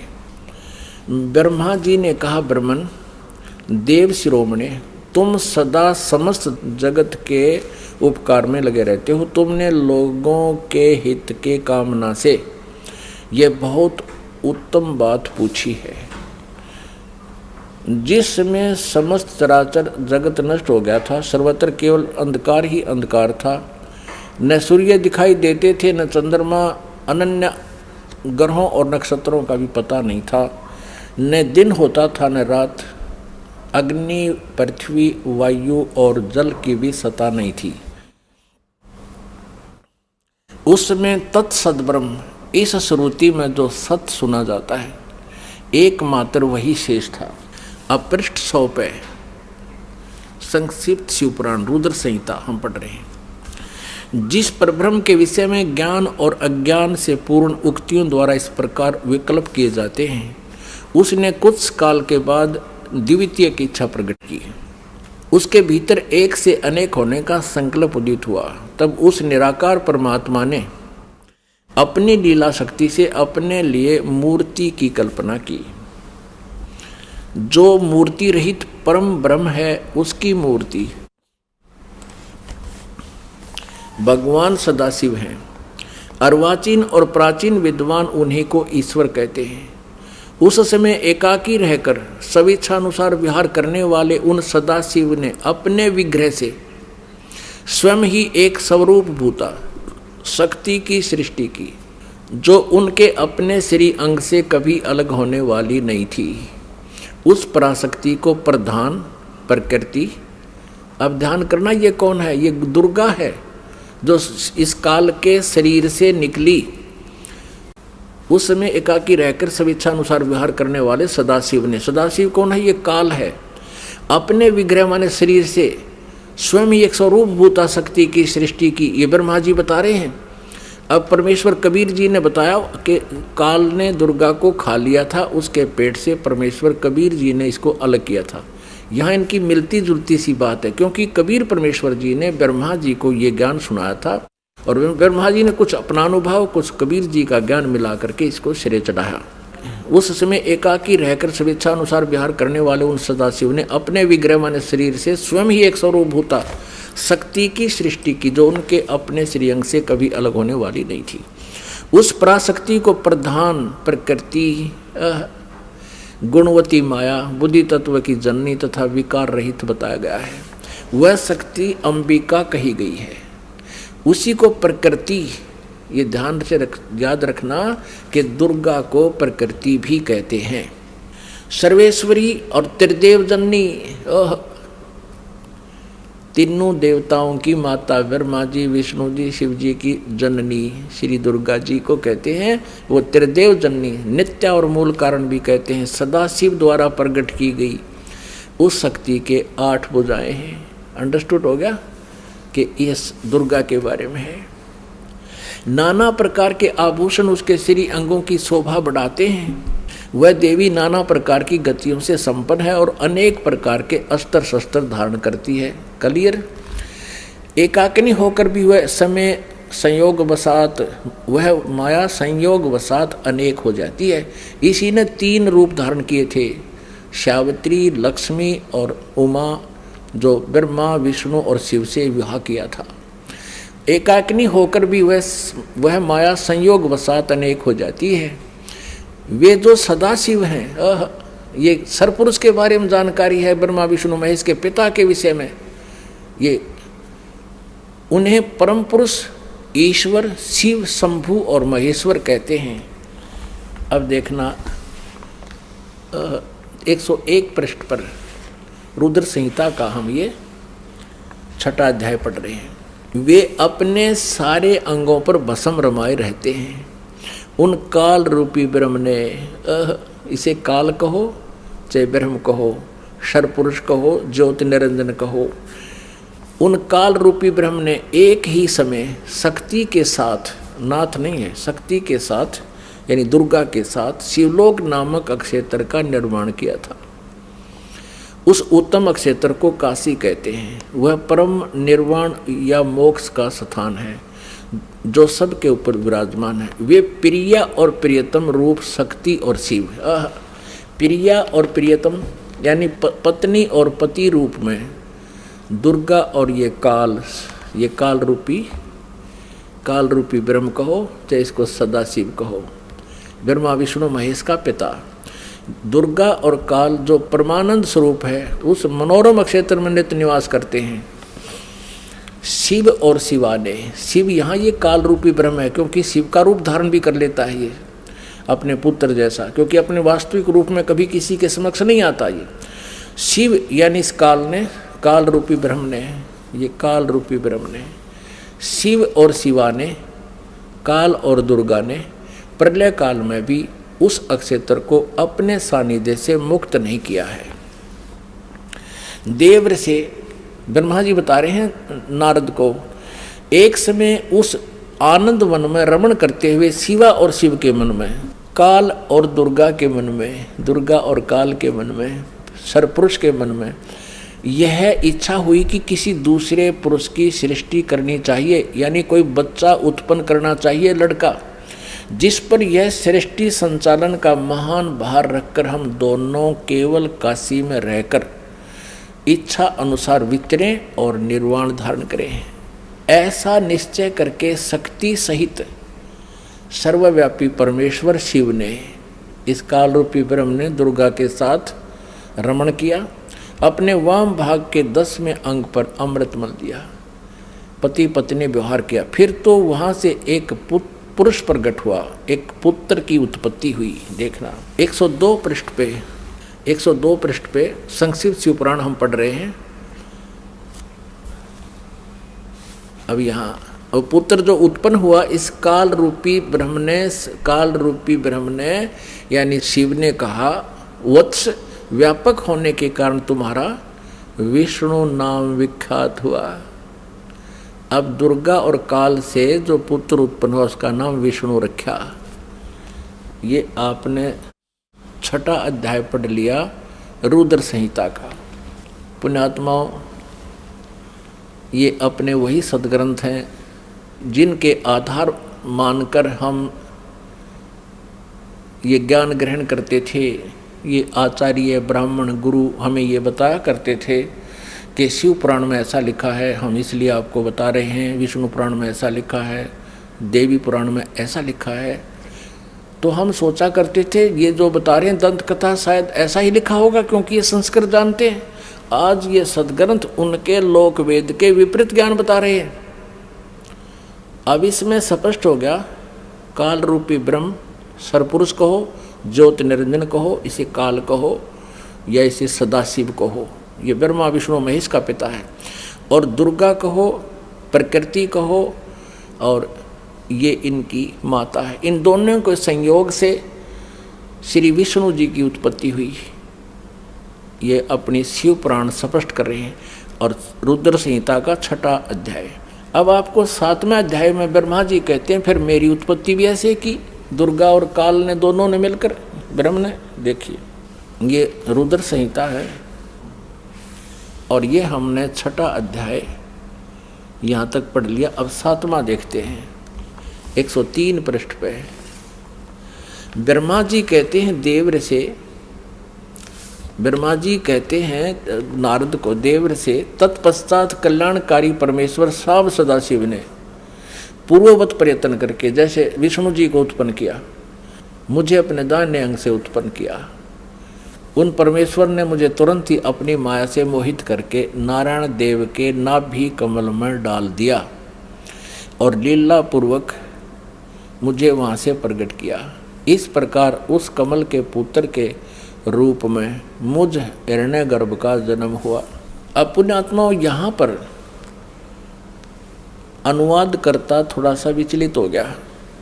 अब उसने सोचा कि भाई अब शिव से शिव की उत्पत्ति कैसे लिखूं, क्योंकि अनुवाद करता भी तत्वज्ञान से परिचित नहीं था।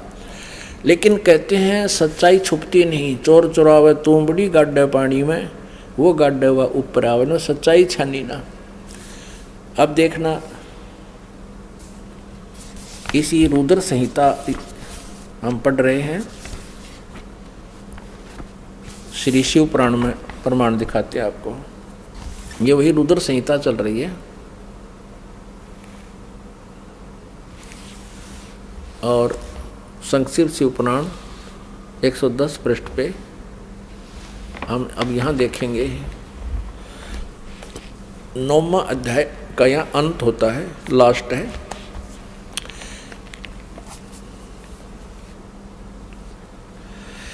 इस प्रकार ब्रह्मा विष्णु और रुद्र इन 3 देवताओं में गुण हैं। इस प्रकार ब्रह्मा विष्णु रुद्र इन 3 देवताओं में गुण हैं, परंतु शिव गुणातीत माने गए हैं। अब देखो 3 ये है, ब्रह्मा विष्णु और रुद्र, और ये काल रूपी ब्रह्म इनसे अलग है। 4 हो गए। और स्पष्ट करते हैं, एक बार श्री ब्रह्मा जी और श्री विष्णु जी का इस बात पर झगड़ा हो गया कि ब्रह्मा जी कहते हैं कि मैं सृष्टि का रचनहार हूँ और विष्णु तू मेरे से उत्पन्न हुआ है, तू मेरा पुत्र है। विष्णु जी कहते हैं कि तू मेरी नाभि कमल से उत्पन्न हुआ है, तू मेरा पुत्र है। इससे इन दोनों का आपस में युद्ध हो गया। उस झगड़े का निपटारा करने के लिए इस काल रूपी ब्रह्म ने, इनके पिता ने इनके बीच में एक स्तंभ गाड़ दिया, एक लिंग खड़ा कर दिया, तेजों में स्तंभ बहुत लंबा, उसका कोई और छोर इन दोनों को नहीं मिला। तो इनका युद्ध तो बंद हो गया, उसकी खोज करने लगे कितना लंबा चौड़ा है। अंत में कहते हैं फिर कुछ देर के बाद ये शिव रूप में इसने प्रतिज्ञा की है काल ने कि मैं अपने वास्तविक रूप में कभी किसी को दर्शन नहीं दूंगा। इसलिए ये कभी ब्रह्मा रूप धारण कर लेता है, कभी विष्णु रूप धारण कर लेता है, कभी शिव जी का रूप धारण कर लेता है। तो वहाँ शिव जी रूप में आकर प्रकट हो गया और इन दोनों से कहा कि पुत्रों, तुमने अपने आप को भुला दिया है और तुमने जो सृष्टि और सतिथि के जो डिपार्टमेंट मुझसे लिए हैं, ये तुमने तप करके लिए हैं। और इसी प्रकार रुद्र और महेश्वर ने भी अलग अलग विभाग मुझसे प्राप्त किए। अब आपको दिखाते हैं विद्वेश्वर संहिता में, यही शिवपुराण, ये संक्षिप्त शिवपुराण गीता प्रेस गोरखपुर से प्रकाशित है और वही हम पढ़ रहे हैं। पहले जो आपको दिखाया था, हनुमान प्रसाद पोदार इसके संपादक हैं। अब हम फिर विद्वेश्वर संहिता पढ़ते हैं। ये विद्वेश्वर संहिता, अब पृष्ठ नंबर 24 पे थोड़ी सी झलक दिखाएंगे। ये एक तेजों में लिंग यानी स्तंभ इनके बीच में खड़ा कर दिया काल भगवान ने, ब्रह्मा जी और विष्णु जी के। फिर ये स्वयं प्रकट हो गया। ये 25 पृष्ठ पे हम पढ़ेंगे। ब्रह्मा और विष्णु ने पूछा, प्रभु सृष्टि आदि 5 कृत्यों के लक्षण क्या हैं, यह हम दोनों को बताइए। भगवान शिव बोले, ये काल रूपी ब्रह्म सदाशिव इनका पिता बोला, मेरे कर्तव्यों को समझना अत्यंत गहन है, तथापि मैं कृपा पूर्वक तुम्हें उनके विषय में बता रहा हूँ। ब्रह्मा और अच्युत, सृष्टि, पालन और संहार, तिरोभाव और अनुग्रह, ये 5 ही मेरे जगत संबंधी कार्य हैं जो नित्य सिद्ध हैं। अब 26 पृष्ठ पे, ये 25 पे पढ़ा, अब 26 पे, अब यहाँ आइएगा। पुत्रों, तुम दोनों ने तपस्या करके प्रसन्न हुए मुझ परमेश्वर से। ब्रह्मा और विष्णु को ये सदा शिव काल रूपी ब्रह्म कह रहा है, पुत्रों तुम दोनों ने तपस्या करके प्रसन्न हुए मुझ परमेश्वर से सृष्टि और सतिथि नामक 2 कृत प्राप्त किए, यानी 2 विभाग प्राप्त किए हैं। ये दोनों तुम्हें बहुत प्रिय हैं। इस प्रकार मेरी विभूति स्वरूप है, अब वहाँ शिव के रूप में खड़ा था ये काल, मेरी विभूति स्वरूप रुद्र और महेश्वर ने 2 अन्य उत्तम कृत, ये मैं नहीं है, ने संहार और तिरोभाव मुझसे प्राप्त किए। यहाँ देखो 2 तो ये हो गए, विष्णु और ब्रह्मा। पुत्रों, तुमने तो सतिथि, सृष्टि और सतिथि ये 2 विभाग ले रखे हैं, और इसी प्रकार मेरी विभूति स्वरूप, क्योंकि वो उस समय शिव रूप में खड़ा था, रुद्र और महेश्वर ने 2 अन्य उत्तम कृत्य संहार और तिरोभाव मुझसे प्राप्त किए हैं। ये 4 हो गए ये, और 5वां ये बोल रहा है शिव। आगे देखो, ये स्पष्ट ये काल बोल रहा है, ब्रह्म बोल रहा है, सरपुरुष बोल रहा है। यहाँ से आइएगा, इसी के यानी 26 पृष्ठ पे हम पढ़ रहे हैं विद्वेश्वर संहिता का। यहाँ देखिए, मैंने पूर्व काल में अपने स्वरूप भूत मंत्र का उपदेश किया है, जो ओंकार के रूप में प्रसिद्ध है। वह मंगलकारी मंत्र है। सबसे पहले मेरे मुख से ओंकार यानी ओम प्रकट हुआ, जो मेरे स्वरूप का बोध कराने वाला है। ओंकार वाचक है, मैं वाच्य हूँ। यह मंत्र मेरा स्वरूप ही है। प्रतिदिन ओंकार का निरंतर स्मरण करने से मेरा ही सदा स्मरण होता है। मेरे उत्तरवर्ती मुख से अकार का, पश्चिम मुख से उकार का, दक्षिण मुख से मकार का, पूर्ववर्ती मुख से बिंदु का और मध्यवर्ती मुख से नाद का प्राकट्य हुआ। इन 5 अक्षरों से इस प्रकार 5 अवयवों से युक्त ओंकार का विस्तार हुआ है। इन सभी अवयवों से एकीभूत होकर यह प्रणव ओम नामक एक अक्षर हो गया। गीता जी अध्याय नंबर 8 के श्लोक नंबर 13 में गीता ज्ञानदाता ये ब्रह्म, ये सरपुरुष श्री कृष्ण जी में प्रवेश करके बोल रहा है, ओम इति एकाक्षरम। श्रीमद् भगवत गीता अध्याय नंबर 8 के श्लोक नंबर 13 में गीता ज्ञानदाता ये ब्रह्म है, ये सरपुरुष है, श्री कृष्ण जी में प्रवेश करके बोल रहा है, अपने पुत्र विष्णु के शरीर में, समझ लो। और ये कह रहा कि ओम इति एकाक्षरम ब्रह्म व्यवहारण माम अनुसमरण ये प्रयाति तजन देहम स याति परमाम गतिम। माम ब्रह्म, मुझ ब्रह्म का केवल एक ओम अक्षर है, नथिंग एल्स। उच्चारण करके सिमरण करता हुआ ये प्रयाति तजन देहम सयाति परमाम गतिम, जो शरीर छोड़कर जाते समय इसका सिमरण करता हुआ जाता है, यानी अंत समय में भी इसी का सिमरण करता हुआ शरीर छोड़ता है, सयाति परमाम गतिम, वह मेरे ओम नाम से जो लाभ मिलना है वो परम गति प्राप्त होती है। इससे सिद्ध हो गया कि गीता जी को ये काल ही बोल रहा है जो ब्रह्मा विष्णु महेश का पिता है। और आगे देखो इन्होंने गड़बड़ी कहाँ की है, अनुवादकर्ताओं ने इसमें गलत मंत्र अड़ा दिया। हम इसको यहाँ पढ़ रहे हैं, इन सभी एवं से एकीभूत होकर वह प्रणव ओम नामक एक अक्षर हो गया। और गीता जी अध्याय नंबर 8 के श्लोक नंबर 13 में भी कहा है ओम इति एकाक्षरम ब्रह्म व्यवहारण माम अनुसमरण यह प्रयाति तदन देहम सयाति परमाम गति। अब देखो इन्होंने यहाँ गड़बड़ कर दिया है कि इन्होंने ओम नमः शिवाय यह 5 अक्षर मंत्र बता दिया। ये गलत है, ये बिल्कुल गलत है। यहाँ लिखा है कि इन सभी एवं से एकीभूत होकर यह वह प्रणव ओम नाम एक अक्षर हो गया। ये गलत है, ओम नमः शिवाय ये मंत्र गलत है। ये शास्त्र विधि त्याग कर मनमाना आचरण है, ये नहीं करना चाहिए हमें। पुण्यात्मा, आज से 600 वर्ष पहले परमात्मा ने लगभग 600 वर्ष पहले यही अमृत ज्ञान अपनी अमृत वाणी में सच्चिदानंद घन ब्रह्म की वाणी में कहा था। श्रीमद् भगवद गीता अध्याय नंबर 4 के श्लोक 25 से लेकर 31 तक जो भी साधनाएं जिन साधकों ने की हैं, किसी ने देवताओं की पूजा की और कोई स्वाध्याय ही करता है, कोई प्राणायाम आदि करता है और कोई तीक्ष्ण अहिंसावादी व्रत करके ही अपनी साधना करता, जैसे मुंह पर पट्टी बांध कर नंगे पैरों घूमता है, कोई स्वाध्याय करता है, गीता जी का नित्य पाठ करता है, कोई वेदों के पाठ करता है, कोई किसी प्रकार की। कहते सभी साधक अपनी अपनी साधनाओं को पाप नाशक जानने वाले हैं। लेकिन चौथे अध्याय के 32वें श्लोक में कहा कि उस सच्चिदानंद घन ब्रह्म की वाणी में इन यज्ञों की जानकारी, यज्ञ माने धार्मिक अनुष्ठानों की जानकारी विस्तार से कही गई है। वो तत्व ज्ञान है। चौथे अध्याय के 34वें श्लोक में कहा कि उस सच्चिदानंद घन ब्रह्म की वाणी में, यानी जो ज्ञान स्वयं परमेश्वर ने अपने मुखारविंद से बोला है, वो सच्चिदानंद घन ब्रह्म की वाणी ब्रह्मणे मुखे कहा गया है,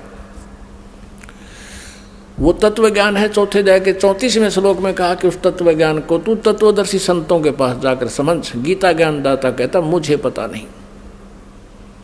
अब देखिए श्रीमद् भगवद गीता, गीता प्रेस गोरखपुर से प्रकाशित है।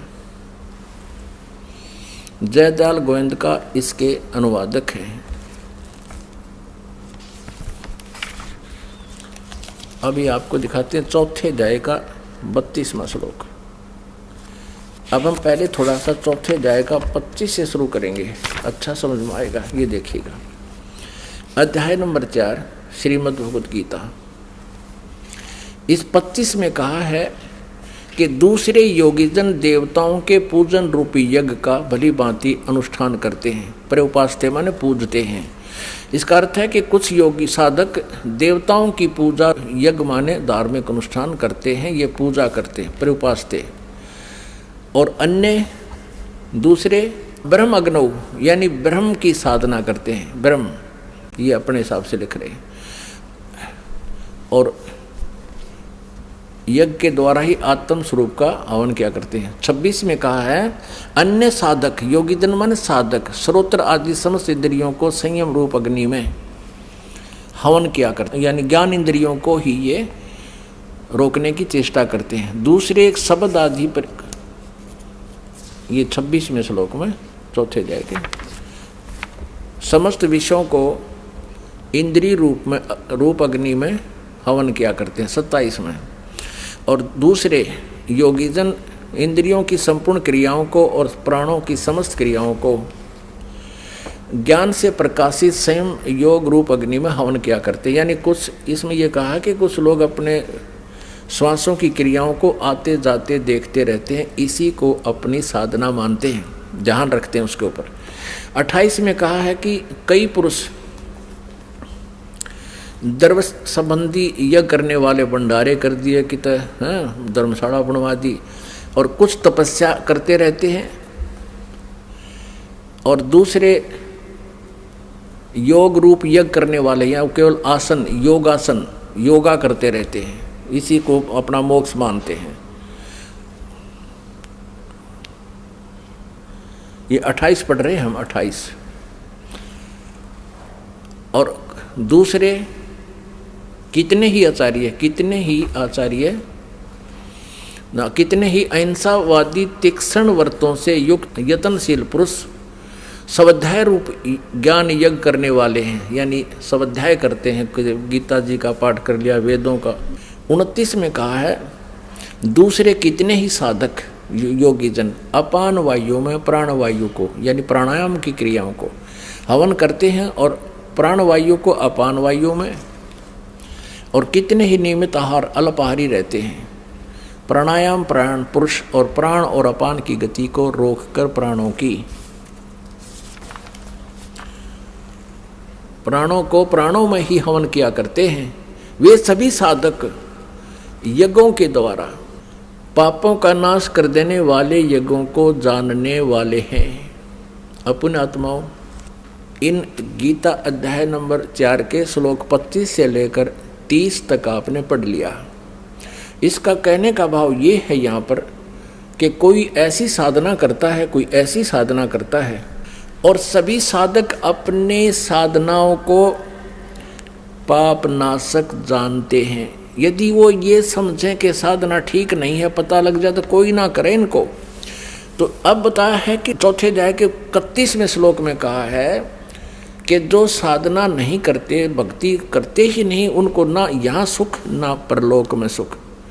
अब चौथे अध्याय के 32वें श्लोक में कहा है कि जिन साधनाओं का वर्णन यज्ञों का 25 से लेकर और 30 तक किया है, इस प्रकार की अनेक प्रकार की विस्तार के साथ यज्ञों की जानकारी, यज्ञ माने धार्मिक अनुष्ठानों की जानकारी सच्चिदानंद घन ब्रह्म की वाणी में विस्तार से कही गई है, ब्रह्मणे मुखे। अब यहाँ अनुवादकर्ताओं ने चौथे अध्याय के 32वें श्लोक में गड़बड़ी कर दी अज्ञानता के कारण। उन्होंने ब्रह्मणे मुखे का अर्थ लिख दिया ब्रह्म की वाणी। लिखना था सच्चिदानंद घन ब्रह्म की वाणी में, यानी जो वेदों से अन्य है, क्योंकि श्रीमद् भगवत गीता का ज्ञान वेदों वाला ही है। और इसमें 2 प्रकार का ज्ञान है। एक तो इस ब्रह्म क्षर पुरुष का अपना मत है, और एक वेदों का ज्ञान है। जो वेदों वाला ज्ञान है वो वेदों से तुलना होता है तो वो सही है, और जो युद्ध करवाने के लिए इसने कुछ अटकलबाजी करके बताया कि ये मेरा मत है, ऐसी साधना जो कुछ भी इसने ज्ञान दिया है, तो वो मत, इसका भी मत अल्पज है ये भी, क्योंकि स्वयं कहता है कि उस तत्व ज्ञान को तत्वदर्शी संतों के पास जाकर समझ। इसको कंप्लीट नॉलेज नहीं है आध्यात्मिक ज्ञान का, गीता ज्ञान दाता को भी कंप्लीट नॉलेज नहीं है, इससे सिद्ध है। अब देखिएगा चौथे अध्याय का 31 और 32 श्लोक, श्रीमद् भगवत गीता चौथे अध्याय का। अब 30 तक हमने पढ़ लिया, 31 में सिर्फ इतना कहा है कि हे कुरुश्रेष्ठ अर्जुन, यज्ञ से बचे हुए अमृत का अनुभव करने वाले योगी जन, यानी शास्त्र अनुकूल साधना करने वाले सनातनम ब्रह्म यान्ति, गीता ज्ञान दाता से कोई अन्य है, वो सनातन ब्रह्म अविनाशी परमात्मा को प्राप्त होते हैं। यज्ञ न करने वाले पुरुष के लिए तो यह मनुष्य लोक भी सुखदायक नहीं है, तो फिर परलोक कैसे सुखदायक हो सकता है। अब 32 में चौथे अध्याय के अब 32वें श्लोक में इन्होंने यहाँ गड़बड़ कर दी। एवं बहुविधा यज्ञा वितता ब्रह्मणे मुखे, इन्होंने इस ब्रह्मणे मुखे का अर्थ यहाँ गलत कर दिया। और इस प्रकार और भी बहुत तरह के यज्ञ माने धार्मिक अनुष्ठानों की जानकारी, ब्रह्मणे मुखे का अर्थ कर दिया वेद की वाणी, ये गलत कर दिया। यहाँ भी चल गए ये। अब देखो ब्रह्मणे का अर्थ हम देखते हैं इन्हीं के द्वारा 70वें अध्याय के 23वें श्लोक में। पुण्यात्मा ये देखिएगा, ये अध्याय नंबर, ये 17वां अध्याय है, अध्याय नंबर 17 और 23वें श्लोक में श्रीमद् भगवद गीता में ओम तत् सत इति निर्देश है ब्रह्मणे तिर्विध समर्थ है। अब यहाँ ओम ओम तत् तत् सत सत इति माने ऐसे यह, तिर्विध 3 प्रकार का, ब्रह्मणे माने सच्चिदानंद घन ब्रह्म का नाम कहा है। ब्रह्मणे माने सच्चिदानंद घन ब्रह्म, यानी परम अक्षर ब्रह्म, पूर्ण परमात्मा, सच्चिदानंद घन ब्रह्म। अब हम फिर आते हैं चौथे अध्याय के 32वें श्लोक पर। चौथे अध्याय का ये 32वां श्लोक। अब हम इसका अनुवाद को यहाँ ऐसे रखेंगे, इस प्रकार और भी बहुत तरह के यज्ञ सच्चिदानंद घन ब्रह्म की वाणी में, बस सीधा सार्थ हो गया, विस्तार से कहे गए हैं। ये कहे वेद की वाणी में, वेद का ज्ञान तो गीता में, यो गीता ज्ञानदाता दे ही रहा है, विस्तार से कहे गए हैं। उन सब को तू कर्म जान, यानी काम करते करते चलते फिरते सिद्ध होने वाले हैं। इसी प्रकार तत्व से जानकर उनके अनुष्ठान द्वारा तो कर्म बंधन से सर्वथा मुक्त हो जाएगा। और 33 में ये कहा है कि सर्यान दर्वमयात यगात ज्ञान यज्ञ है परंतम सर्वकर्म अखिलम पार्थ ज्ञाने प्रीस समाप्ते। इसका अर्थ है कि अज्ञानतावश बिना अंधाधुंध, वैसे ही द्रव्य यज्ञ माने धन का कहीं दान कर देने से अच्छा तो पहले ज्ञान यज्ञ समझ। यहाँ देखना 33वां श्लोक, हे परंतम अर्जुन, द्रव्यमय यज्ञ की अपेक्षा ज्ञान यज्ञ अत्यंत श्रेष्ठ है। ज्ञान यज्ञ माने तत्व ज्ञान, जो सच्चिदानंद घन ब्रह्म की वाणी में है उसको समझ। यावन मात्र संपूर्ण कर्म ज्ञान में समाप्त हो जाते हैं। अब 34 में कहा है उस ज्ञान को, कौन से ज्ञान को, जो सच्चिदानंद घन ब्रह्म की वाणी में विस्तार से कहे गए हैं, वो तत्व ज्ञान है। चौथे अध्याय का 32वें श्लोक में। अब चौथे अध्याय के 34वें श्लोक में उस तत्व ज्ञान की जानकारी, चौथे अध्याय के 34वें श्लोक में गीता ज्ञानदाता कहता है उस ज्ञान को जो सच्चिदानंद घन ब्रह्म की वाणी में लिखा हुआ है, तू तत्वदर्शी ज्ञानियों के पास जाकर समझ, उनको भली भांति दंडवत प्रणाम करने से, उनकी सेवा करने से और कपट छोड़कर सरलता पूर्वक प्रश्न करने से वे परमात्म तत्व को भली भांति जानने वाले ज्ञानी महात्मा तत्वदर्शी तत्व ज्ञान का उपदेश करेंगे। अपने आत्मा अपने पवित्र सदग्रंथ श्रीमद् भगवद गीता जी कितना निर्णायक ज्ञान दे रहे हैं। और ये अज्ञानी आचार्य गुरु मंडलेश्वर, ये ब्राह्मण आज तक इन सदग्रंथों को ना समझ सके और ना हमें समझा सके। दंत कथा लोक वेद सुना रहे हमारे को। कबीर परमेश्वर जी बताते हैं, हमें समझाना चाहते हैं कि पीछे लग गया जाऊं था मैं लोक वेद के साथ, रास्ते में सतगुरु मिल गए, दीपक दे दिया हाथ। लोकवेद ये दंत कथा थी, जैसे हम पहले सुना करते, ब्रह्मा विष्णु महेश अजरो अमर है, इनके कोई माता पिता नहीं, सर्वेश्वर महेश्वर, ओम नमः शिवाय, ओम भगवते वासुदेव मंत्र ये जाप करो। नहीं, गीता जी में केवल लिखा है कि ब्रह्म कहता मेरी साधना करनी है तो ओम नाम है, नथिंग एल्स। ओम इति एक अक्षरम, ओम इति एक अक्षरम ब्रह्म व्यवहारण माम अनुसमरण, नथिंग एल्स। केवल एक ओम अक्षर है मेरा जाप करने का। और सच्चिदानंद घन ब्रह्म परमक्षर ब्रह्म की साधना करने का 17वें अध्याय के 23वें श्लोक में लिखा है कि ओम तत्सत इति निर्देश है ब्रह्म त्रिविध समर्थ है। उस सच्चिदानंद घन ब्रह्म की साधना करनी है तो तत्वदर्शी संत बतावेंगे, उसके पास वो कोड वर्ड है। ओम तो ब्रह्म का जाप है, और तत् ये अक्षर पुरुष का, जैसे सृष्टि रचना में आपको बताया था कि अचिंत के वचन से अक्षर पुरुष की उत्पत्ति हुई थी, और स्वयं ये परम अक्षर ब्रह्म ओवरऑल कंट्रोलर सबका मालिक कबीर देव है, कबीर साहब, उसका सत मंत्र है। ये 3 मंत्र है, ओम तत्सत। ओम ब्रह्म सरपुरुष का, सरब्रह्म का, और ये अक्षर पुरुष का सांकेतिक है। और सत ये परम अक्षर पुरुष सच्चिदानंद घन ब्रह्म का मंत्र है जाप करने का। इन तीनों की इकट्ठी साधना करनी होती है और इससे उस परम पिता परमात्मा की प्राप्ति होती है, परम अक्षर ब्रह्म की। ये तत् और सत सांकेतिक शब्द हैं, ये दास बता सकता है। इस पृथ्वी पर किसी के पास ही मंत्र नहीं है।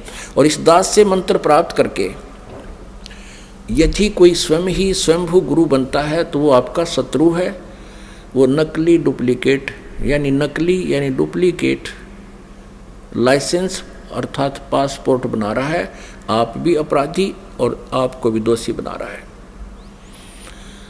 अब वो सच्चिदानंद घन ब्रह्म की वाणी में आज से 600 वर्ष पहले लिखा था वो दिखाते हैं कबीर सागर में। ये देखिएगा वो सच्चिदानंद घन ब्रह्म की वाणी, कबीर वाणी। ये कबीर सागर है, ये देखो कितना मोटा, कितना इसमें विस्तार से लिखा गया है।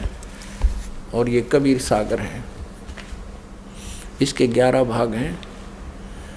खेमराज श्री कृष्णदास प्रकाशन बंबई से ये प्रकाशित है। कबीर सागर, ज्ञान सागर, कबीर पंथी भारत पथिक स्वामी युगलानंद विहारी द्वारा परिष्कृत। ये कबीर पंथियों ने ठीक रखा है इसको।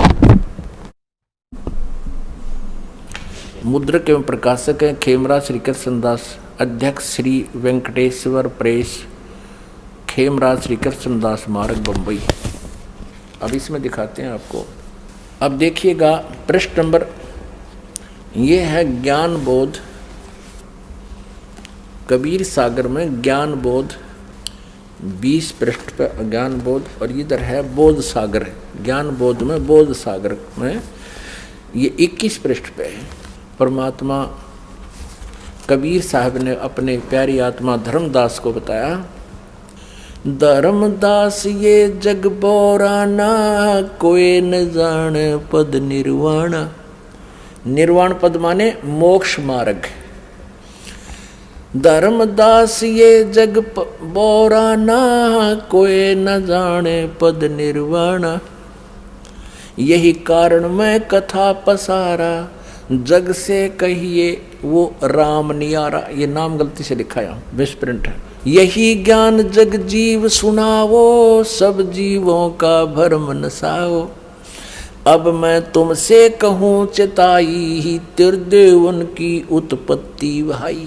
तीनों देवता ब्रह्मा विष्णु महेश की जन्म बताता हूँ कैसे हुआ। कुछ संक्षेप कहूँ गहुराई, सब संशय तुमरे मिट जाई। भरम गए जग वेद पुराणा, आदि राम का भेद न जाना। ये राम है। राम राम सब जगत बखाने, आदि राम कोई बिरला जाने। ये कबीर पंथियों भी विचलित थे, इन्होंने भी नहीं समझा परमात्मा को, यहाँ कुछ मिसप्रिंट कर दिया, अपनी सूझबूझ से गड़बड़ी कर दी। उसके लिए गरीबदास साहिब जी को परमात्मा ने वो ज्ञान देकर ये इसको सुचारू करवाया है। यहाँ से स्पष्ट है कि राम राम सब जगत कहे, आदि रामन सनातन परमात्मा सच्चिदानंद घन ब्रह्म को कहते, कोई बिरला जाने। राम राम सब जगत बखाने, आदि राम कोई बिरला जाने। ज्ञानी सुने सो हृदय लगाई, मूर्ख सुने तो गम न पाई। क्या बताते हैं कि मैं बताने जा रहा हूँ, ब्रह्मा विष्णु महेश के माता पिता बुद्धिमान होंगे, वो समझ जाएंगे प्रमाणों को देखकर, और मूर्ख मान्या ना करते, उनकी तो आदत होती है बकवाद करने की।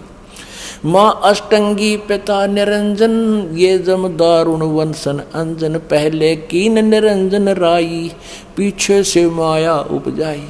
माया रूप देख अति शोभा, देव निरंजन तन मन लोभा। काम देव धर्म राय सताए, देवी को तुरंत धर खाई। पेट से देवी करी पुकारा, हे साहेब मेरा करो उभारा। पेट से देवी करी पुकारी, साहेब मोहे करो उभारी। टेर सुनी सतगुरता आए, अष्टंगी के बंद छुड़वाए। यहाँ वास्तविकता यह है कि टेर सुनी तहाँ हम आए, परमात्मा कहते हैं, अष्टंगी के बंद छुड़वाए। अब 22 पृष्ठ पे ज्ञान बोध कबीर सागर। धर्मराय को हिकमत कीना, नखरेखा से भग कर लीना। अब कहते हैं उस काल ने उस दुर्गा के प्रजनन इंद्री स्वयं ही लगाई। धर्मराय करे भोग विलासा, माया को रही तब आशा, यानी दुर्गा प्रेग्नेंट होगी। 3 पुत्र अष्टंगी जाए, ब्रह्मा विष्णु शिव नाम धराए। ओए होए, 3 पुत्र अष्टंगी दुर्गा ने पैदा किए शिव काल के संयोग से, और ब्रह्मा विष्णु और शिव नाम धराए। 3 देव विस्तार चलावे, इनमें ये जग धोखा खावे। पुरुष गम कैसे के पावे, काल निरंजन जग भरमावे। 3 लोग अपने सुत दीन्या, सोन निरंजन बासालीन्या। अपने तीनों पुत्रों को 3 लोकों का राज देकर, पृथ्वी पाताल और स्वर्ग का, और स्वयं कहते ऊपर सुन में जा बैठा। सुन माने ऊपर, ठीक जहाँ और कोई ना हो, वोक्यम प्लेस में, जहाँ इसने 3 रूप बनाकर अपने 3 स्थान बना रखे। 3 देव सो उनको ध्यावे, निरंजन का वह पार न पावे। ब्रह्मा विष्णु महेश को अपने पिता की भी प्राप्ति नहीं हो सकी है, इसलिए उनको निराकार बता रहे हैं। ये अलख निरंजन बड़बट पारा, 3 लोक जीव करे आहारा। ब्रह्मा विष्णु शिव नहीं बचाए, सकल खाए पुन धूर उड़ाए। तिनके सुत हैं तीनों देवा, आंदर जीव करत हैं सेवा। अब परमात्मा क्या बता रहे हैं कि इन दुर्गा और काल के ये 3 पुत्र हैं, रजगुण ब्रह्मा, सतगुण विष्णु, तमगुण शिव जी। और अंधे जीव इन्हीं की पूजा करते हैं। अंधे माने ज्ञानहीन प्राणी, और इन्हीं को सर्वेश्वर मानकर इनकी पूजा करते हैं। फिर देखिए, तिनके सुत हैं तीनों देवा, अंधर जीव करते हैं सेवा। सेवा माने पूजा। ये अंधे ज्ञानहीन, तत्व ज्ञानहीन प्राणी इन्हीं काल के 3 पुत्रों की पूजा करते हैं। अकाल पुरुष काहू नहीं चीन्या, काल पाए सभी गए लीन्या। ऐसा 3 देव और असुर अवतारा, ताको भजे सकल संसारा।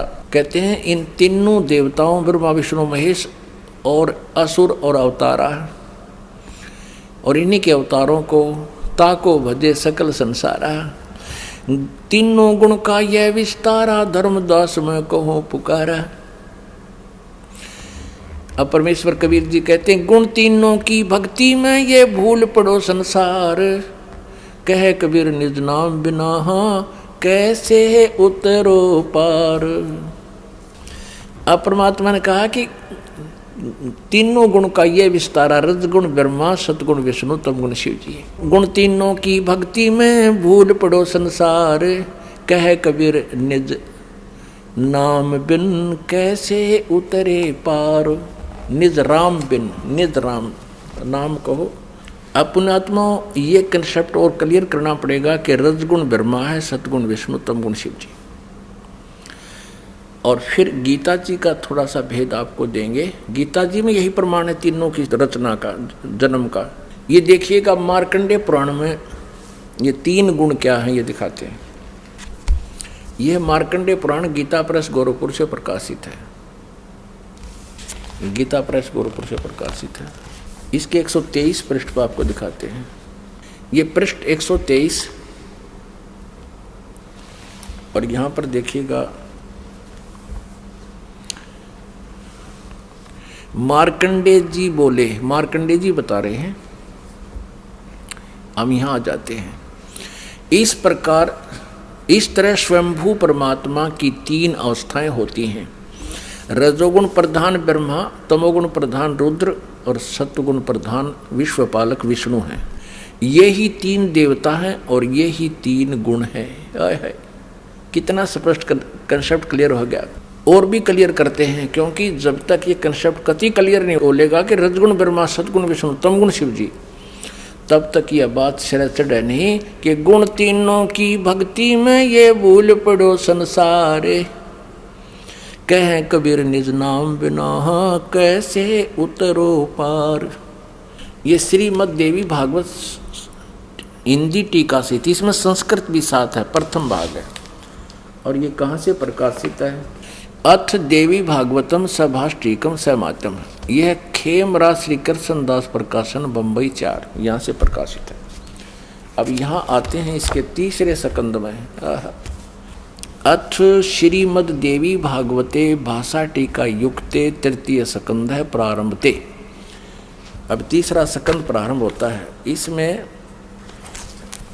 प्रश्न नंबर 11 पे ये है 11 पृष्ठ और भाषा टीका युक्त तृतीय स्कंद अध्याय 5 का, और मंत्र नंबर 8 है। ये 7वां या समाप्त हुआ श्लोक और 8वां प्रारंभ होता है। भगवान शंकर अपनी माता दुर्गा से कह रहे हैं, हे माता, यदि हमारे ऊपर सदा आप दयायुक्त हो तो हमको तमोगुण में किस प्रकार प्रदान किया और ब्रह्मा रजोगुण और हरि सतोगुण युक्त क्यों किए।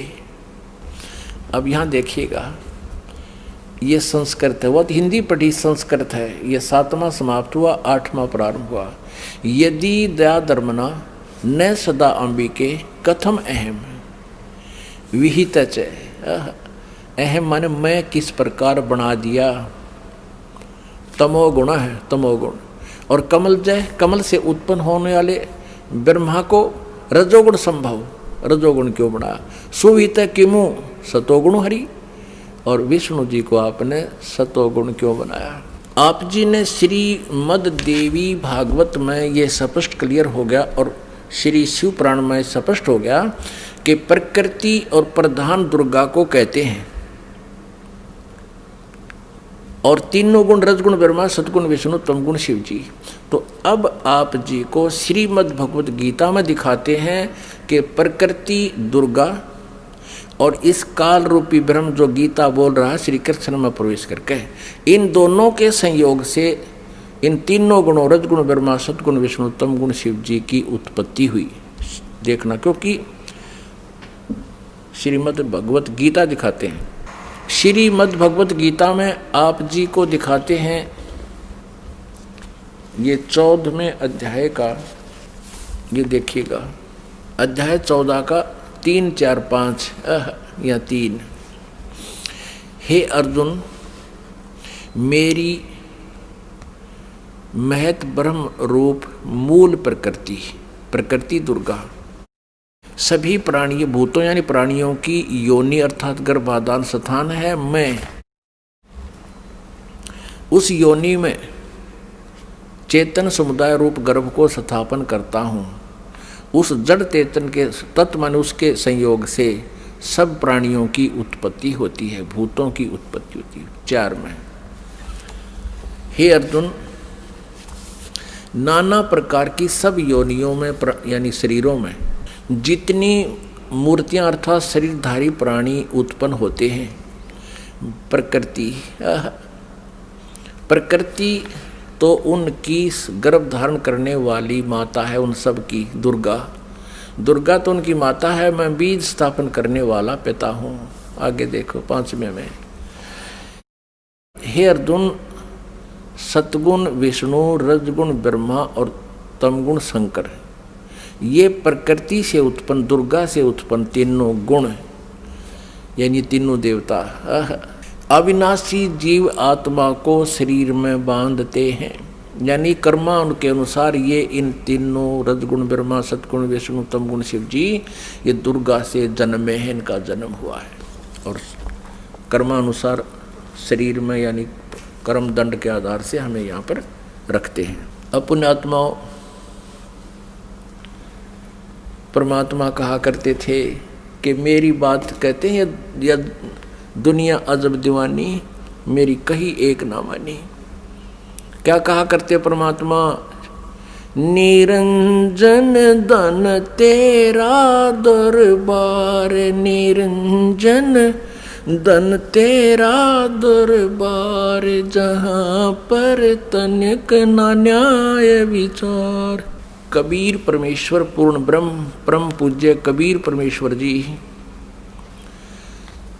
600 वर्ष पहले कहा करते रहे, काल तेरा नाश जाइयो, तने कैसा जुल्म कर रखा। इस ज्योति निरंजन को कहा करते थे कि इस तेरे लोक में कित तिनक भी न्याय नहीं है, तूने सबको भ्रमित कर रखा है, सबको झूठ कपट के आधार से यहाँ रोक रखा है, और इन झूठे गुरुओं से झूठा ज्ञान तूने जनता के अंतःकरण में बरवा दिया। और ये भोली जनता इन झूठों को सच्चा मानते हैं और मेरी नहीं मानते हैं। निरंजन धन तेरा दरबार, निरंजन धन तेरा दरबार, जहाँ पर तनिक ना न्याय विचार। वैसा ओढ़े मुल मुल खासा, गल मोतियों के आर। वैसा ओढ़े मुल मुल खासा, गल मोतियों के हार। पति भरता को मिले न खादी, ये सूखा निरस आहार। निरंजन धन तेरा दरबार, निरंजन धन तेरा दरबार, जहाँ पर तनिक न न्याय विचार। पाखंडियों की पूजा जग में, संत को कहें लबाड़े। पाखंडी की पूजा जग में, संत को कहें लबाड़े। अज्ञानी को परम विवेकी, और ज्ञानी को मूढ़ गंवार। निरंजन धन तेरा दरबार, निरंजन धन तेरा दरबार, जहाँ पर तनिक न न्याय विचार। कह कबीर सुनो भाई साधो, या सब उल्टा व्यवहार। कहे कबीर सुनो भाई साधो, या सब उल्टा व्यवहार।